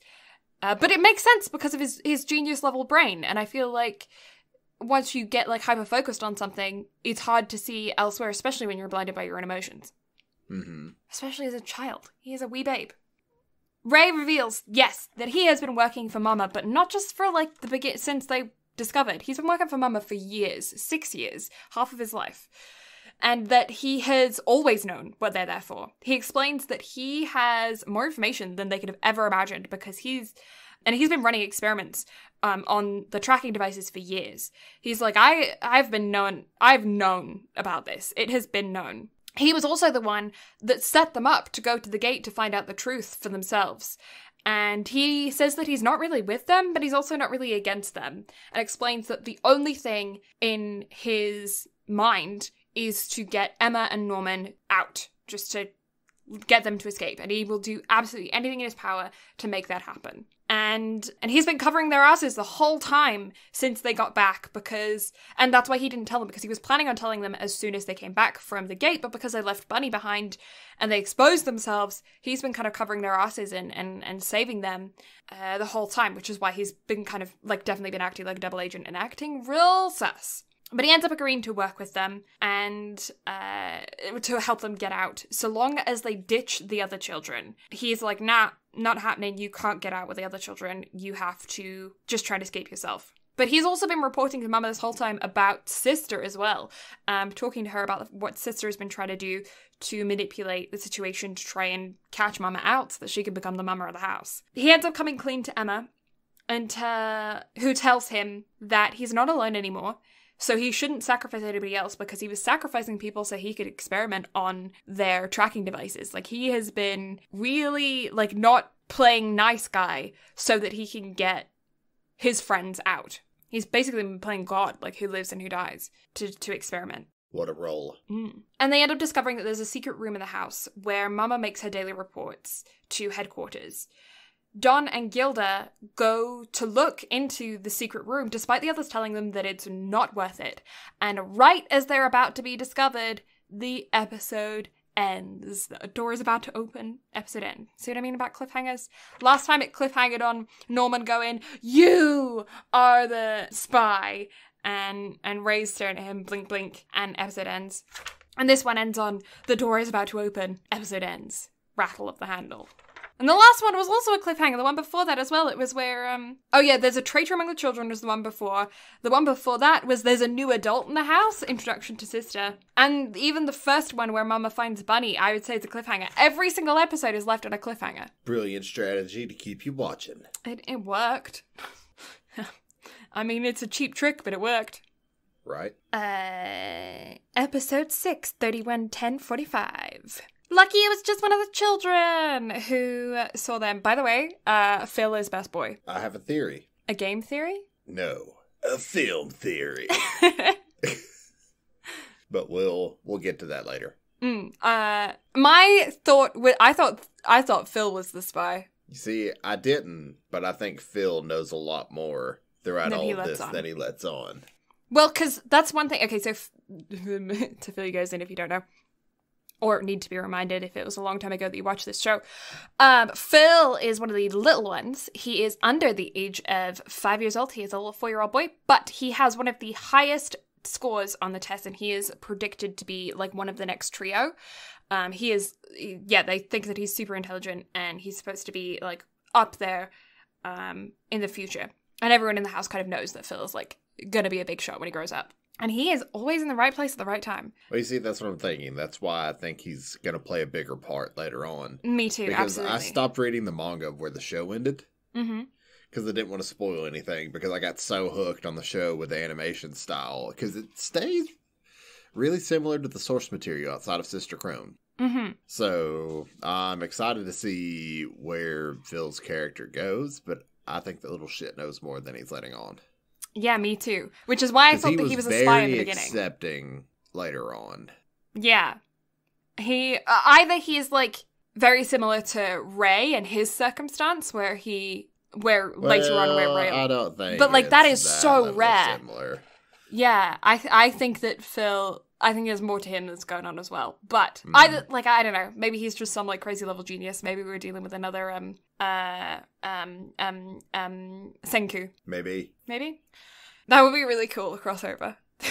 So Senku was in a Snickers commercial here recently. Really? Uh-huh. Depetrifying people with Snickers. You're not you when you're hungry. You're not you when you're made of stone. Snickers depetrifies. It's a petrifyingly good time. Yeah, no, my thought was that Phil was a double agent, because I thought nobody's going to suspect a 4-year-old. But also, this 4-year-old is, like, genius. But yeah, 31-10-45. Luckily, it was just one of the children that came into the room, and they end up finding the hidden door. Don is determined to get inside and to learn the truth, because he really doesn't trust... Bless you. Because he really doesn't trust the tree. Bless you. Thank you. Can I get through the sentence? Sorry.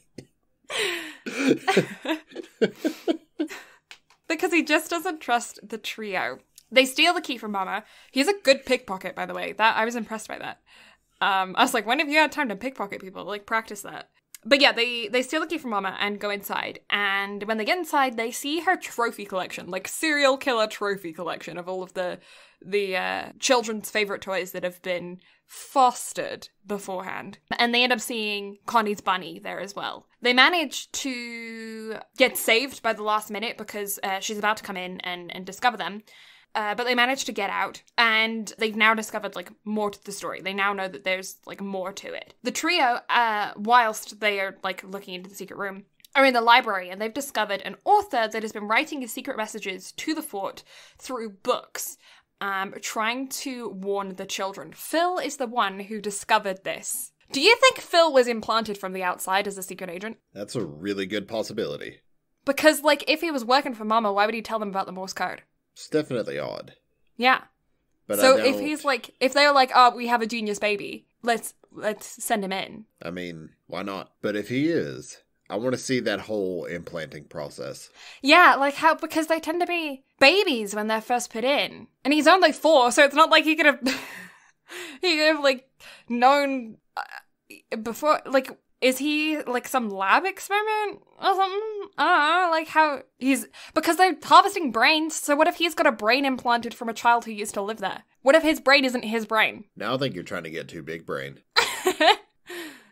I don't even have a brain, so, I'm just jealous. Well, I mean, at least Prickles is keeping guard. That's true. But yeah, I feel like there's something more going on there. But yeah, so they end up finding that there's this Morse code thing. So basically, like, at the stickers on the front of the book, there's a circle with the logo that's like a, like a stamp in the front of a book. And all of the books done by this certain author, William, can't remember his last name, Minerva. William Minerva. They have, like, this stamp in the front of the book.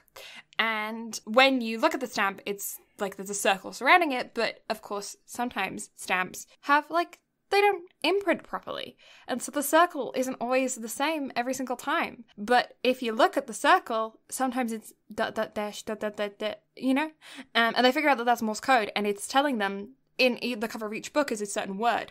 And there's words like farm, secret, doubt, And words like that throughout all of the different books. And so then they realize that now, not only do they have, because they figured out that they need to figure out how to escape, then they've got to figure out how to survive in the outside world. And they've got to find more humans, and it's more than just them getting out of the house, right? They're climbing over the wall. Mm-hmm. And now they've got like this person that they can go and find. And although they don't really reference this throughout the rest of the season, I think it's definitely going to be a key element for next season, right? Yes. Because, yeah, they only really talk about it once and then don't really bring it up for the rest of the season.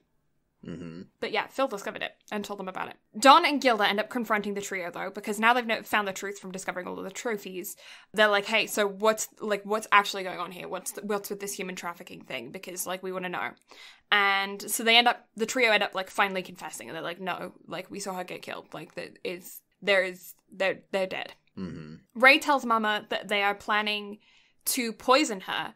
So she tells him that the next shipment has been cancelled. So he has to his 12th birthday. So they think that the next shipment is going to happen in November. But she says, no, the next shipment's been cancelled. You've got until January, which is his 12th birthday. So that's going to be his shipment.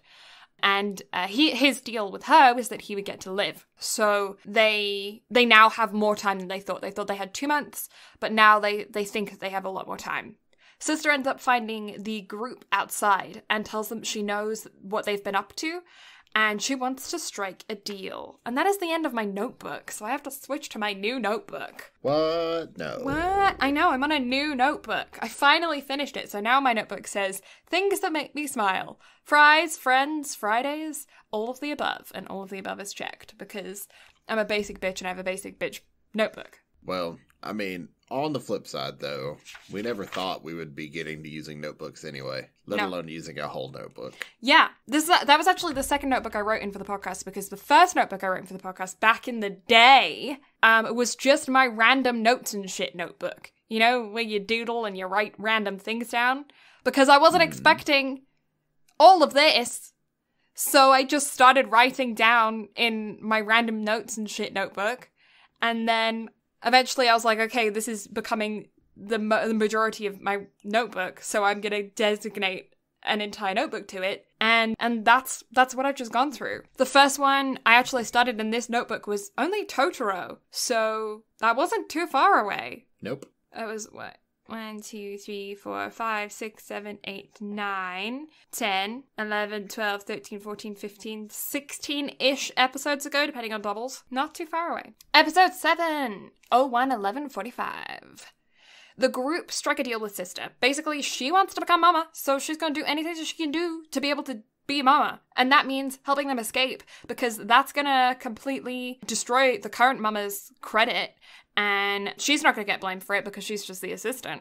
So then she'll get to take over Mama's position, and everyone's happy. The kids get to escape, and Sister becomes Mama. Sister also reveals that she was once one of the children. She has got the tattoo on her neck to show it.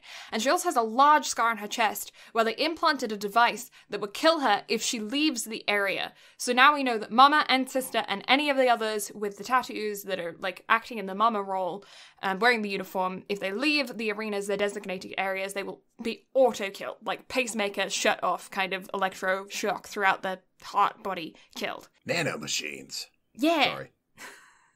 Sorry. And she says that the girls, when they make it to 12, if they have the top scores and Mama's recommendation, they get to choose between death and becoming a Mama. And Mamas are not only just Mamas in the sense that they look after the children in the arenas, because now they find out that there's also multiple of them, like multiple farms. They also are the birthers of the children. So yeah, both her and Mama have birthed one of the farm children, which is why only the girls get the option. Ray receives a Polaroid camera from Mama as his final reward, because he has been getting rewards for reporting to her all the secret information for the past 6 years. Now he has all that he needs to make a device to disarm the trackers in their ears. Norman and Emma meet with Sister late at night, and she tells them that she's never been out to the outside world. But she says that she's seen that there are humans out there that live alongside the demons. So it's just them that are like on a lower level and get farmed. she discovers that they know about the trackers, and she wants evidence to be able to report to the headquarters about Mama. So she needs to find what they've been doing to try and disarm the trackers, to be able to give it to headquarters to report on Mama so that she can upgrade her position. She also tells them of him, the dude who eats the brains, and says that she'll explain more the next time that they meet. Sister goes through Ray's things and finds evidence and finds a piece of paper that he purposefully left behind, because he has like this secret thing under his floorboards where he kept the device to disable the tracking device. But when she goes to look in that hole, that's no longer there, and in its place is this piece of paper. But when Sister goes back to her room to celebrate, Mama ends up knocking on her door, delivers an envelope containing an unfortunate message from headquarters, and then wishes her goodbye. And that's the end of episode 7. What did you think the message was from headquarters when Mama gave her the letter and said, sayonara? You gonna die. You gonna die? That was my first thought as well. Was, oh shoot, like, yeah, that's a death sentence right there. Mm-hmm. I want to know what Ray put on that note, because we never know. You never find out what it said. I don't remember if it's in the manga or not. Yeah, you never end up finding out what it said in the anime. I think you could assume, because it's evidence in the sense that it implicates her, but it's not evidence in the sense that it is, like, without a doubt. You know what I mean? It's enough for her to show Grandma, but it's not enough for her to be confident. Yeah. So I want to know what the note said, but we will never know. Boo. Boo. Letters continue. Bigger boo. What, you don't want to be enveloped in my puns? Enveloped in... God damn it. That one didn't get your stamp of approval? Fucking hell. Yeah, okay. I love puns, they're great. You need to stop pending this carrying on. Okay, that one was kind of shit. My bad. No, bad puns are the best puns. You're right. I do write in notebooks. Must kill self. Tacos. Tacos! Episode 8. 02/11/45. 02? 02. What's she doing here? What you doing here? She was looking for her darling.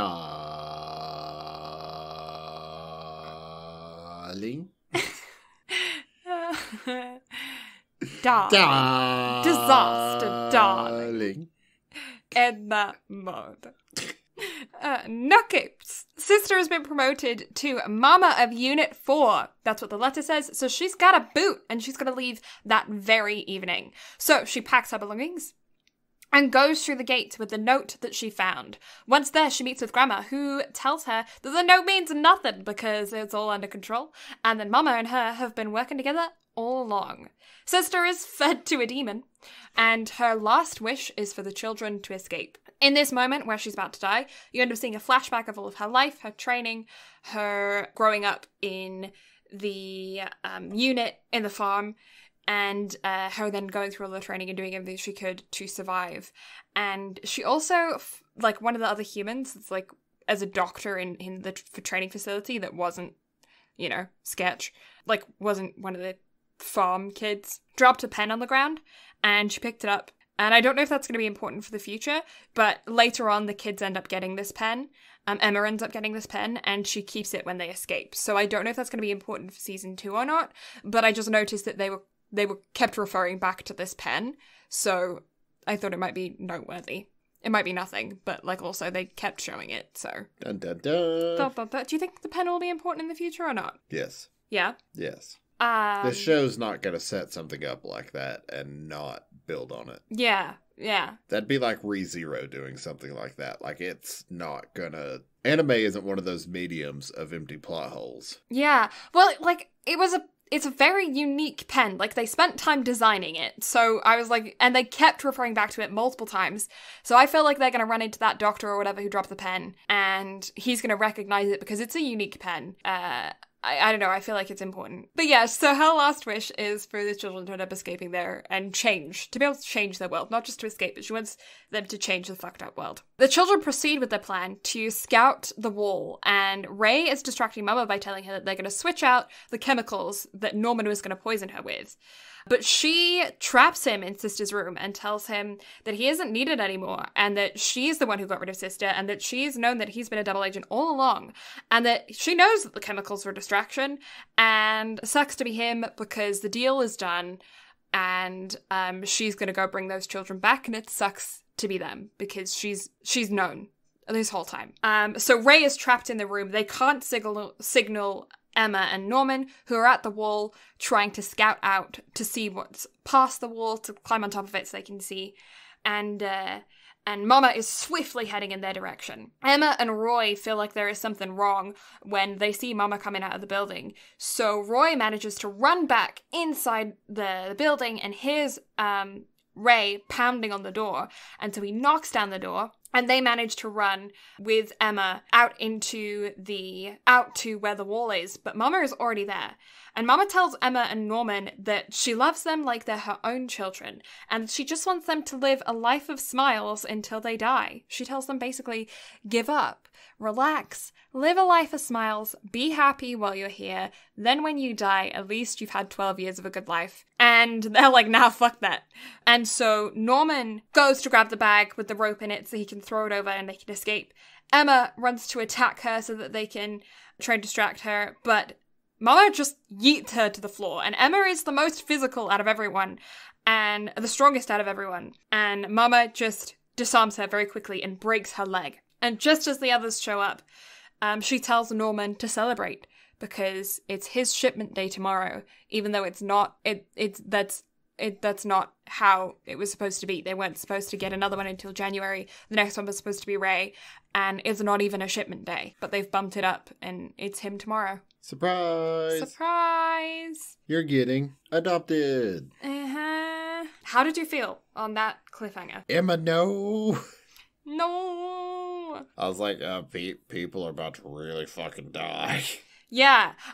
So at this point, maybe at the end of the next episode, kind of around this point, I was starting to think, are they really going to kill off a main character? I mean, they just killed Sister. They killed Connie in the beginning, but, like, you weren't really, like, you didn't know Connie, really. But I was like, this is where you get to the point where you're like, okay, this is going to determine the show. If they kill off Norman, that determines how far they're going to go. If they don't kill off Norman, then you're kind of in one of those moments where you know that the main three characters are safe, you know? Well, looking at it from that perspective, out of all three of the main characters, Norman is the most expendable. Agreed. Because he, out of the three, is, for one, the least, like, standoutish. Yeah. But also, for Emma's growth as a character, it was needed.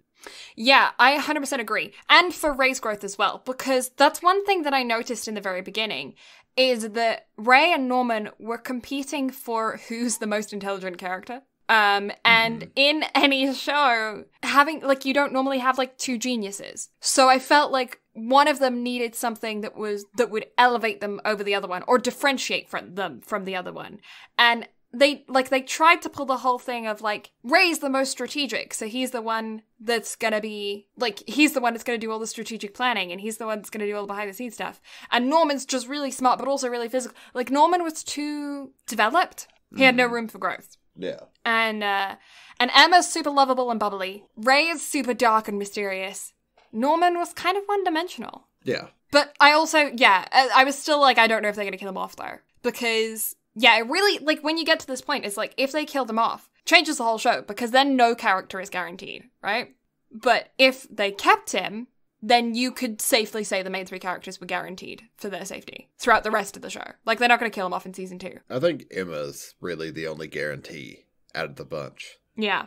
Because I was suspecting that they would kill, the only, main character. Yeah.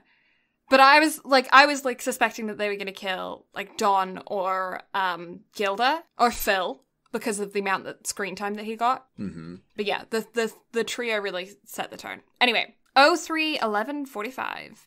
The group is horrified, so they begin to plan to have him escape that morning. They're like, the next morning, you are getting out. We're not doing this. You're going to go. Even though he's given up. He's like, nah, I'm good. Like, you just do everything that you can to escape. And they're like, no, we're going to get you out. But he's like, but we're not ready. We don't have any plans set in place. And they're like, no, you're going to go. You're going to hide in the woods. In 2 months' time, we're going to come find you with everybody else. And then we're all going to go. But you need to get out now. And so they can escape. But they plan to hide him in the woods. And they want to break Ray's arm or, like, give him a cold or something so that he isn't good merchandise. So they can't replace the missing Norman with him because Emma's got a broken leg. So if they get Ray sick or something, then they're not going to be like, okay, well, Norman's missing. We'll send Ray, right? And they remake the rope. They give it to him. They give him the disarming device for the tracker. And Ray explains that he's always known what's been going on. This is where you find out more about Ray. Ray has a lot of layers. Ray is an onion. He is an ogre. He has a lot of layers. Because this is a whole nother layer to Ray. And there's one more to go at the very end. But he explains that he's always known what's going on. Literally his entire life. Because he's one of those rare people that had, like, infantile forgetfulness. I don't know what it is. Basically, when you're a baby, you have memories. But as you get older, you lose those memories as standard because you don't need them, right? Your brain doesn't need them to have those memories. But there's a very rare percentage of the population, and this is true, this is a real thing, that doesn't forget those memories from when they're in the womb, from when they're an infant. And he is one of those people that doesn't forget. So he has memories in the womb, he has memories of being a very, very young baby, and he says they're few and far between, but the ones that he does have are very, very detailed. And he has some that explained what was happening, and so he knew from day one when he was in the farm what it was, and that's how he was able to approach Mama when he was just 6 years old, just 5 or 6 years old, and say that he will work as a double agent for her. And that's when he started working on the tracking device. At 5 years old, he started working on the device to disarm it, slowly asking for gifts from Mama for his reports, and using parts of those gifts to make the disarming device whilst not being suspicious. Don't be suspicious. Don't be suspicious. What did you think about that revelation? Big brain. Big brain. Literal big brain. But, I don't know, it was a really odd time in the show because I just felt like the pacing was really weird because at this point, like, I was wanting to get stuff done, but at the same time I was like, oh, Norman, no. Yeah. So, it was a really odd time for me to try to remember how I kind of felt. Because going through this time, like, I vividly remembered everything. Mm-hmm. I was just like, I know what's going to happen. I know all of this, but I also can't remember how I felt at the time. Mm-hmm. It's really weird. I always feel weird covering shit that I've seen before. Yeah. Because I know these questions are coming. So I'm like, I don't know how to answer this. I don't know how I feel. Yeah. What do you think about the fact that he had this infantile, non-forgettable, whatever it was, thing? Yeah, because... It's a plot device. Yeah. That's all I thought about. I was like, okay, I know why you're doing this. Mm-hmm. So, okay. Yeah, I found it kind of weird. I'm not gonna lie. I feel like they could have done something else to establish the same point. Like, I feel like they could have done something to make him... I know why they did it, because then later on, like, there's more revealed that relates to it. But, like, I feel like they could have gone a whole nother level with it. Well, because it's a real thing, I feel like that's all they really needed out of it. Yeah. But it's just a really convenient plot device.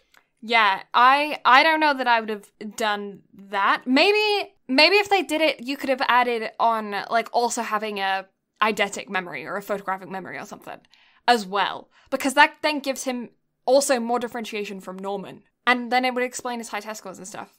But he's like, nah, I'm not smart, I just studied a lot because I knew what was happening. Well, they also never show the kids studying either. It just shows Ray reading books. So, I don't know. I don't know, I feel like they could have gone further with it. We'll talk about it more when Ray's next layer is revealed, because that relates back to this and why this is even more so needed than just for this plot point of having to be able to make the devices for all this time. Norman tries to escape the next day, but just when the group think that he is successful, he returns, revealing that the wall beyond the wall is a cliff and he can't escape. So there's a wall, get to the edge of the wall, it's just a sheer drop.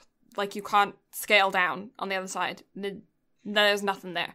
But, like, a good fair few meters past, the cliff ends, and there's the forest again. So when you just, like, peek up at a tree and look over the wall, it looks like there's forest, which is why they couldn't see the cliff from when they were climbing their trees to look over the wall. Episode 10, 130146. Norman tells the others that he never actually planned to escape in the first place, and he was always going to come back to be able to report their findings, and sacrificing himself. Even after the one last-ditch effort from Emma, trying to get him to escape, he ends up holding his ground and refuses to go. And when evening comes, he packs up the foam cup. You remember we were talking about the string foam cups? You were like, does that really work? When we were covering Kids on the Slope, thank you very much. And you were asking if they were really a thing, and I'm like, yeah, they're really a thing. Well, there you go, another example. It was adorable, though. Yeah, it was. But he packs up his phone cups and sticks it in a suitcase as a memory from his childhood, and leaves with Mama through the gate. He goes into the room. He goes through the gate into the tunnel, and he's about to head towards the truck, but Mama calls him back and opens the door and says, just, could you wait right in here? And she opens the door and there's a light inside. And he walks in, she walks in behind him, the door closes, and that is the last you see of Norman. Do you think he's dead? No. I don't think so either. But I don't know what they're going to do with him. I have no clue either. But then again, it's never explained how kids are made either. So maybe it's an opportunity to make a deal. Yeah, because I don't think he's dead. I think he's alive. He had a weird interaction with Mama when he was walking to the gate that they made seem important, and then it wasn't referenced again. So I feel like it might be something that's referenced in the future. It might be nothing. But he was walking with Mama, and he asked her if she was happy. And she had a weird reaction to that. Do you remember? Mm-hmm. And I don't know if that's important or not, but I feel like because of the ending with Mama and because of her reaction to him, maybe she goes rogue? Don't think so. I don't think so either, but I feel like... But that compassion I feel like there's something... I feel like there was something with that. I don't know, maybe not. Maybe I'm reading into it. Like, I don't know. Like I said, I think she starts to get a little bit of compassion for everything. Mm-hmm. But also, that compassion isn't going to save her life. No, well, she's big dead. Oh, yeah. She's big dead. Compassion means nothing whenever demons go kill your ass. Yeah, especially when you have a thing trapped to your heart so you can't even escape. Like, you can't run away. Yep. She's big dead. You fucked. Yep. She extra dead. But what if the tracking device thing can fix her heart to where she can escape? Maybe. But I don't think so. I think she's big dead. Probably. But yeah, he goes into the room, the door closes behind him, we never see him again. Ray and Emma are miserable and barely talk or interact with the others or interact with each other. They've just given up on their escape plan. Mama she's watching over them like a hawk, but they've like fully given up. They're not barely eating or talking, or Emma's just like staying in the infirmary with her broken leg and like sitting out under trees and stuff. They've completely given up. Mama approaches Emma with the idea of her recommending her to become a mama herself. But Emma refuses, and the weeks end up passing, and soon it's the night before Ray's 12th birthday. We're in January now. Emma finds him saying goodbye to the house on his final night, and he asks her if she truly gave up planning. Emma smiles. Cliffhanger, end of the episode. 14:01:46, episode 11. Ray asks her how prepared she is. And Emma's like, I'm good to go. Like, we're good to go at any time. I've got my backpacks, we got food, we got everything. We're all good to go. We just need a distraction. So Ray tells her that he has that covered and that he's going to burn the house down. So Mama will spend her time trying to put it out and the others can escape. He reveals that he actually plans to burn himself down with it so that she's not going to abandon the house because she's going to be trying to recover his brain. And he is also adamant about the fact that he doesn't want them to get his brain because it's going to be his last act of, like, revenge. It's like, mahaha, you raised me for 12 years and it sucks to be you because you didn't even get to eat my brain. But Emma has other plans.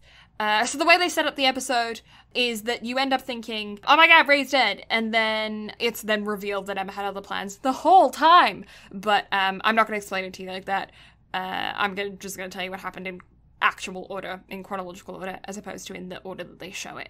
Emma has had other plans, though. Norman ended up leaving her instructions that have been planning things behind Ray's back for months because they knew that he was planning to sacrifice himself. Norman ended up seeing Ray's secret cubbyhole with all of his stuff in there, and I ended up seeing some things that alluded to the fact that Ray was going to burn the house down with himself in so that Norman and Emma could escape. Also, whenever Ray talked about them escaping, he always referred to it as the two of them escaping and never included himself in the equation. So he had always been planning on the self-sacrifice, and this is where I'm talking about the fact that his character gets tunnel vision. He ended up not seeing a way for them to escape without him sacrificing himself. And because of that, he got real tunnel vision. And because of that, Emma was able to do all of this behind his back without him ever knowing anything. They ended up telling other children about it. And Norman and Emma had been telling other children behind Ray's back long before Norman ended up getting shipped off. And so the other children kind of knew about what was happening, while Ray was the one who was kept in the dark, when Ray thought the entire time that he was the mastermind behind the whole situation, but actually it was Norman all along. And they had been training for the past 2 months, making it look like they were playing games, but they were actually training to be able to get over the cliff and to be able to survive in the forest as well, and to be able to escape. But Mama wasn't paying attention to the other children because she didn't realize that the other children knew. She thought that Emma and Ray and everyone had kept it a secret, and she was only paying attention to a grieving Emma and Ray, who were keeping up the act of grieving. Ray actually kind of was grieving, but also had the suspicion that Emma was still doing things. But also in his mind, he was just going to be a sacrifice, so he didn't really need to be involved in their plans. But with the house about to burn down, kids put together a decoy Ray in the flames. They set the house ablaze. They cut off Emma and Ray's ears, so the trackers are still in the house. And they all run to the border, except for little smart Phil. Or at least that is what you're made to think until episode 12. What did you think when Phil was left behind? They had something planned for him. Yeah, me too. Because at this point, I'd never had it in me that he was a double agent. No. Honestly, kind of had it pegged that they weren't going to take any of the youngest kids. Mm-hmm. And so I had it pegged for literally what it was. They clued in Phil to let him know, hey, we'll come back for y'all. We just can't right now. Yeah. So we need you to stay behind with everyone else and keep an eye on him. Because obviously with him being smart, he knew what to expect. Yeah. But I don't know. I found the show oddly predictable in ways. I agree. There were definitely parts that are predictable in the show, especially considering the fact that they do so much to allude that it's somebody else that you know that it's somebody else. Mm-hmm. Well, also, I feel like even though I found it oddly predictable, I think a lot of it was because I had a lot of time to sit and think on it. Because I would just think about it in between episodes, be like, oh, but this could happen. But this could happen. Mm-hmm. Oh, but surely they would do this. Yeah. Yeah, I don't think they did anything in the show that was, ridiculously shocking. Other than flat out murdering a child in the first episode. Yeah, first episode definitely set the pace for the show. But then from that, maybe breaking Emma's leg was pretty, I wasn't expecting that. Yeah, I feel like that was probably the most shocking, second bit out of all this. Yeah, but the rest of it I feel like is decently predictable. For a show that's supposed to be so, mentally, I feel like, I don't know what they could have done, though, to make it oh my god, there's no way I would have ever predicted that in a million years, you know? If they had told it from a different perspective, then maybe. But the fact that we were right there with these incredibly intelligent kids. Yeah. And, they were basically laying everything out in front of them. Now, was Ray being a traitor a big plot twist? Yes. But again, I just guessed it right off the bat. I absolutely didn't guess Ray's connection to Mama, though. See, I didn't guess that, but I knew he had some sort of significance to Isabel.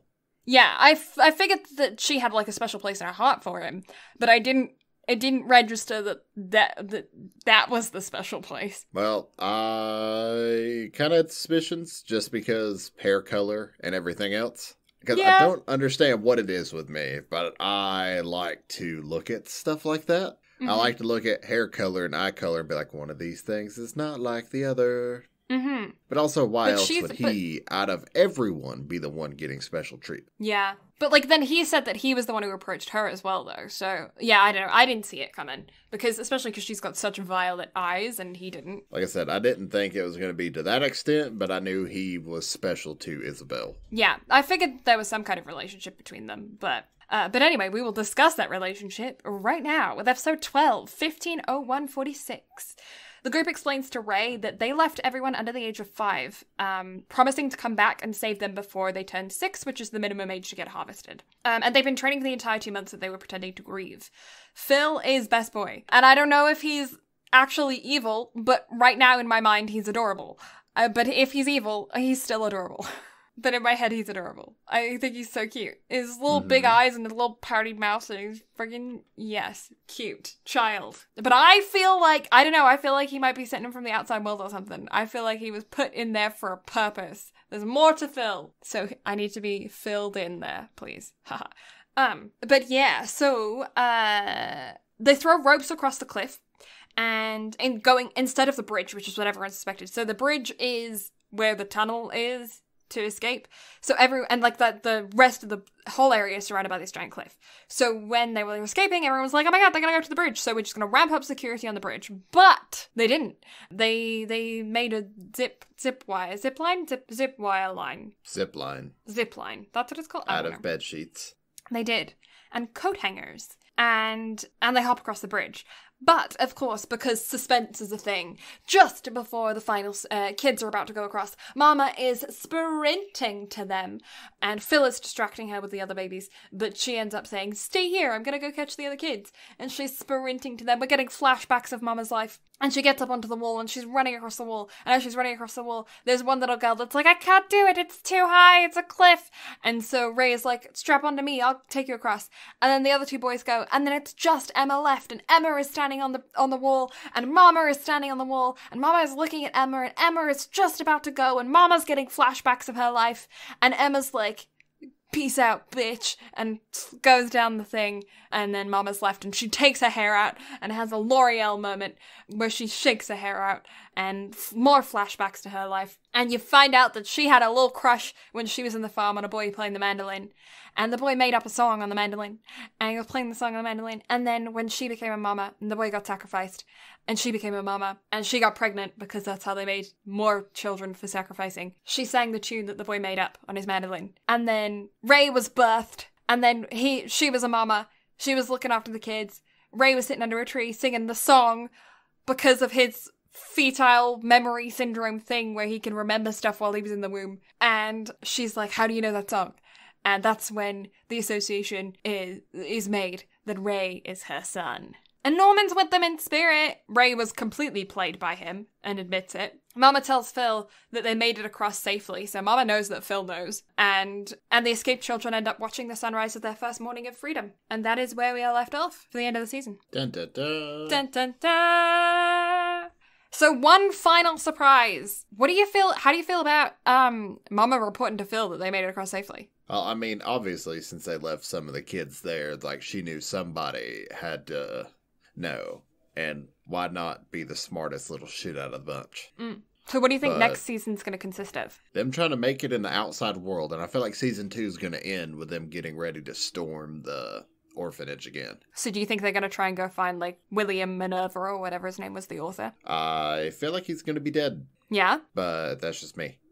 I don't know. I feel like maybe he would have made, like, an association of people or something. I don't feel like it's going to be just him, you know? Yeah, I'm not sure. I really want to go back and read the manga again after this, just to get a heads up. That way I can just sit there and whenever we sit down to discuss season 2, I'm like, ha ha ha, I knew all along. I knew all along. I knew all of the secrets from the very beginning. But I don't know. I feel like there's going to be a lot to discuss and a lot going on for sure.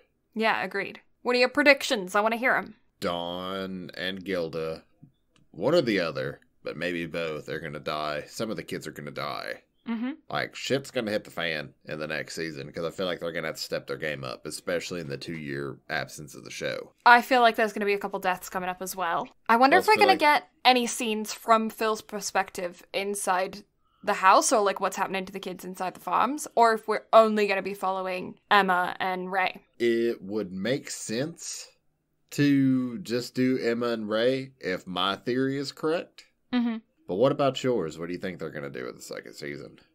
I definitely think the second season is going to be following Emma and Ray predominantly. I feel like if Norman is alive, the reason why I'm curious about, the only reason why I have suspicion that he's not dead is purely because they didn't show his death. And they have not been shy about showing death. So for them to allude to the fact that he died, but they didn't explicitly be like, here's his flesh in chunks, makes me think that he's still alive. But I feel like it wasn't really necessary, though. Because we've seen how they kill people between Connie and Sister Crone. Well, we didn't see how Connie died. We just saw that Connie was dead. Yeah, but you see with Crone, that's how she was killed, basically. I don't know. I don't know if Norman's dead or not. I feel like they would have shown it. I don't think he's dead, but it wouldn't surprise me if he was. No, agreed.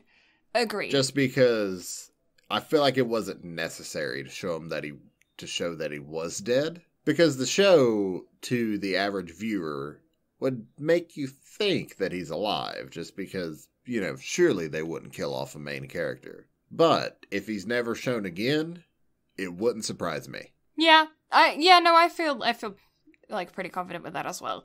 But I don't know, I feel like there's more to it than that. Just the way that they ended off felt like it wasn't the end of the story. I wouldn't be surprised if he's dead, but like we find out more about how he died later. Like they end up like he is dead, but then we end up like bumping into a scientist or some brain dude or a demon or something that ends up explaining that he went through a experimental phase where they like, I don't know, ran tests on his body or something, extracted his brain while they tried to keep him alive or something.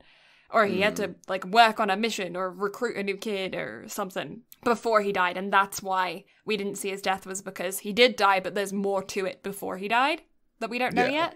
Or he's just straight up not dead. I feel like they are going to try and go after this author. And I feel like they might find an organization or, like, more people. I feel like there's going to be introduction of, like, multiple new characters. And we're going to learn a lot more about their government and society. Because right now, we're kind of kept in the dark as to why this is all happening, why certain humans are allowed to wander freely and why others are farmed. Yeah, I feel like season 2 is going to be more world building than anything. Yeah, absolutely. Especially considering the fact that the kids called them demons, but when they explained what they called them to Sister, she just said, that's what you call them, and then didn't elaborate.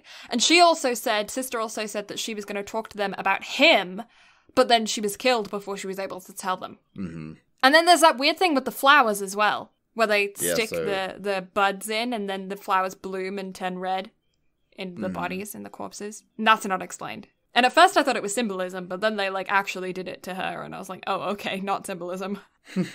Yeah, I'm looking forward to the world building in season 2, for sure. Mm-hmm.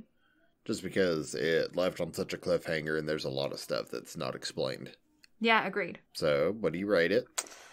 I'm gonna give it a solid 7.5 out of 10. Super bingeable.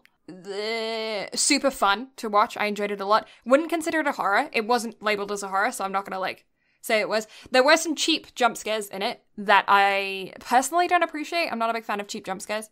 They also did that thing where they tilt the camera to try and make it look, I don't know, what's it called? I don't know, it's got a fancy film name where it's like they do a tilt shift and it's used in horror films all the time and it's kind of known to be by like fancy film people. It's like, oh, you did a whatever tilt shift, And I did that a few times and I'm not sure how I felt about that because it's known to kind of like be like made fun of in the film community when doing it with horror films. Like you do it with cheap horror films to make them seem like more highbrow. And I feel like I didn't need it. And they did a lot of, like, cheap things like that throughout this show to try and get you, like, jump scares and things like that. But if it's not labeled horror, I don't think they needed it. So for those things, from a critical standpoint, kind of dark some points. Yeah. I feel like it was more shock horror than anything. So I feel like it could, even though it's not labeled that way, that's Wikipedia labeling it. So do with that shit as you will. But I feel like if you think about it hard enough, it can fit into the horror category, but mainly just because of the thriller title that goes with it. Yeah, I definitely feel like most horror films fit the description of thriller better than anything, but it's a lot easier to lump it in with horror. I wasn't scared throughout it. I didn't shed a tear, but I did tear up when Norman was saying goodbye. Yeah, I'm right there with you. Yeah. Like, I wasn't that emotionally invested, but that's because Norman was more two-dimensional than any of the rest of the characters. It was more Emma's reaction to Norman than Norman himself. Yeah. Mm-hmm. And Ray, because he didn't show emotion until that point, really. Yeah. Yeah, so it was more the other people's reaction to him leaving as opposed to Norman's actual departure. Mm-hmm. But that also, like, I didn't actually shed a tear, and they could have had me sobbing at that point. Mm-hmm. Yeah, they could have made it a lot more emotional than what they did, but again, I didn't feel like it was really necessary either for the show being what it was. Yeah, Sister was pretty one-dimensional, and they did. That's the anime's fault, and that's why it docks points for me. But they did the whole thing where they tried to make you feel sorry for her. Like, towards the end, where they show her backstory, and then they show her last moments wishing the kids good luck, and she's like, I hope those brats escape and change our world. Because she had such a hard life, and she wishes that she could have changed it, but she didn't change it, so she's sending it on to the next generation. But because you have no emotional connection to her at that point, because the backstory wasn't good enough, and I think the reason why the backstory didn't work was because it was all done right before she died. And I feel like if they had interspersed it previously, then they could have made you feel things for her whilst she was making decisions. But up until that point, she'd been really one-dimensional, then had the flashback, then died. Mm-hmm. And it just left, I don't know. I was like, okay, I don't really care. Yeah, I feel you on that. Yeah, and her death wasn't scary. Definitely not. Again, I felt like it went more shock horror than anything. Yeah, they could have done a lot more with it. Oh, definitely. I think that's my biggest criticism of this. Is I really enjoyed it. Definitely worth a watch. Do recommend it to watch if you want to like binge something. If you're feeling kind of spooky, but you don't want to actually be spooked. It's a good one to watch. It's not super dark, which is one thing I appreciate. I don't like how a lot of horror films or like scary stuff are set really dark constantly, and then when you watch them on your laptop, all you can see are fingerprints. It's super annoying. Yeah. Or like dust, or, you know, the glare of your TV or whatever. It's super annoying. This one wasn't ridiculously dark. There were a few moments where I was like, oh my god, I can't see anything. But it's not crazy dark, so it's decently lit, which I appreciate. So yeah, I definitely think this is worth a watch. But I do think that they were kind of holding back a little bit. Yeah, I totally feel you on that, for sure. There's definitely a lot that they could have done more with what they had. They just chose not to. Yeah. But that could have been because they didn't expect to get a second season. So that's true.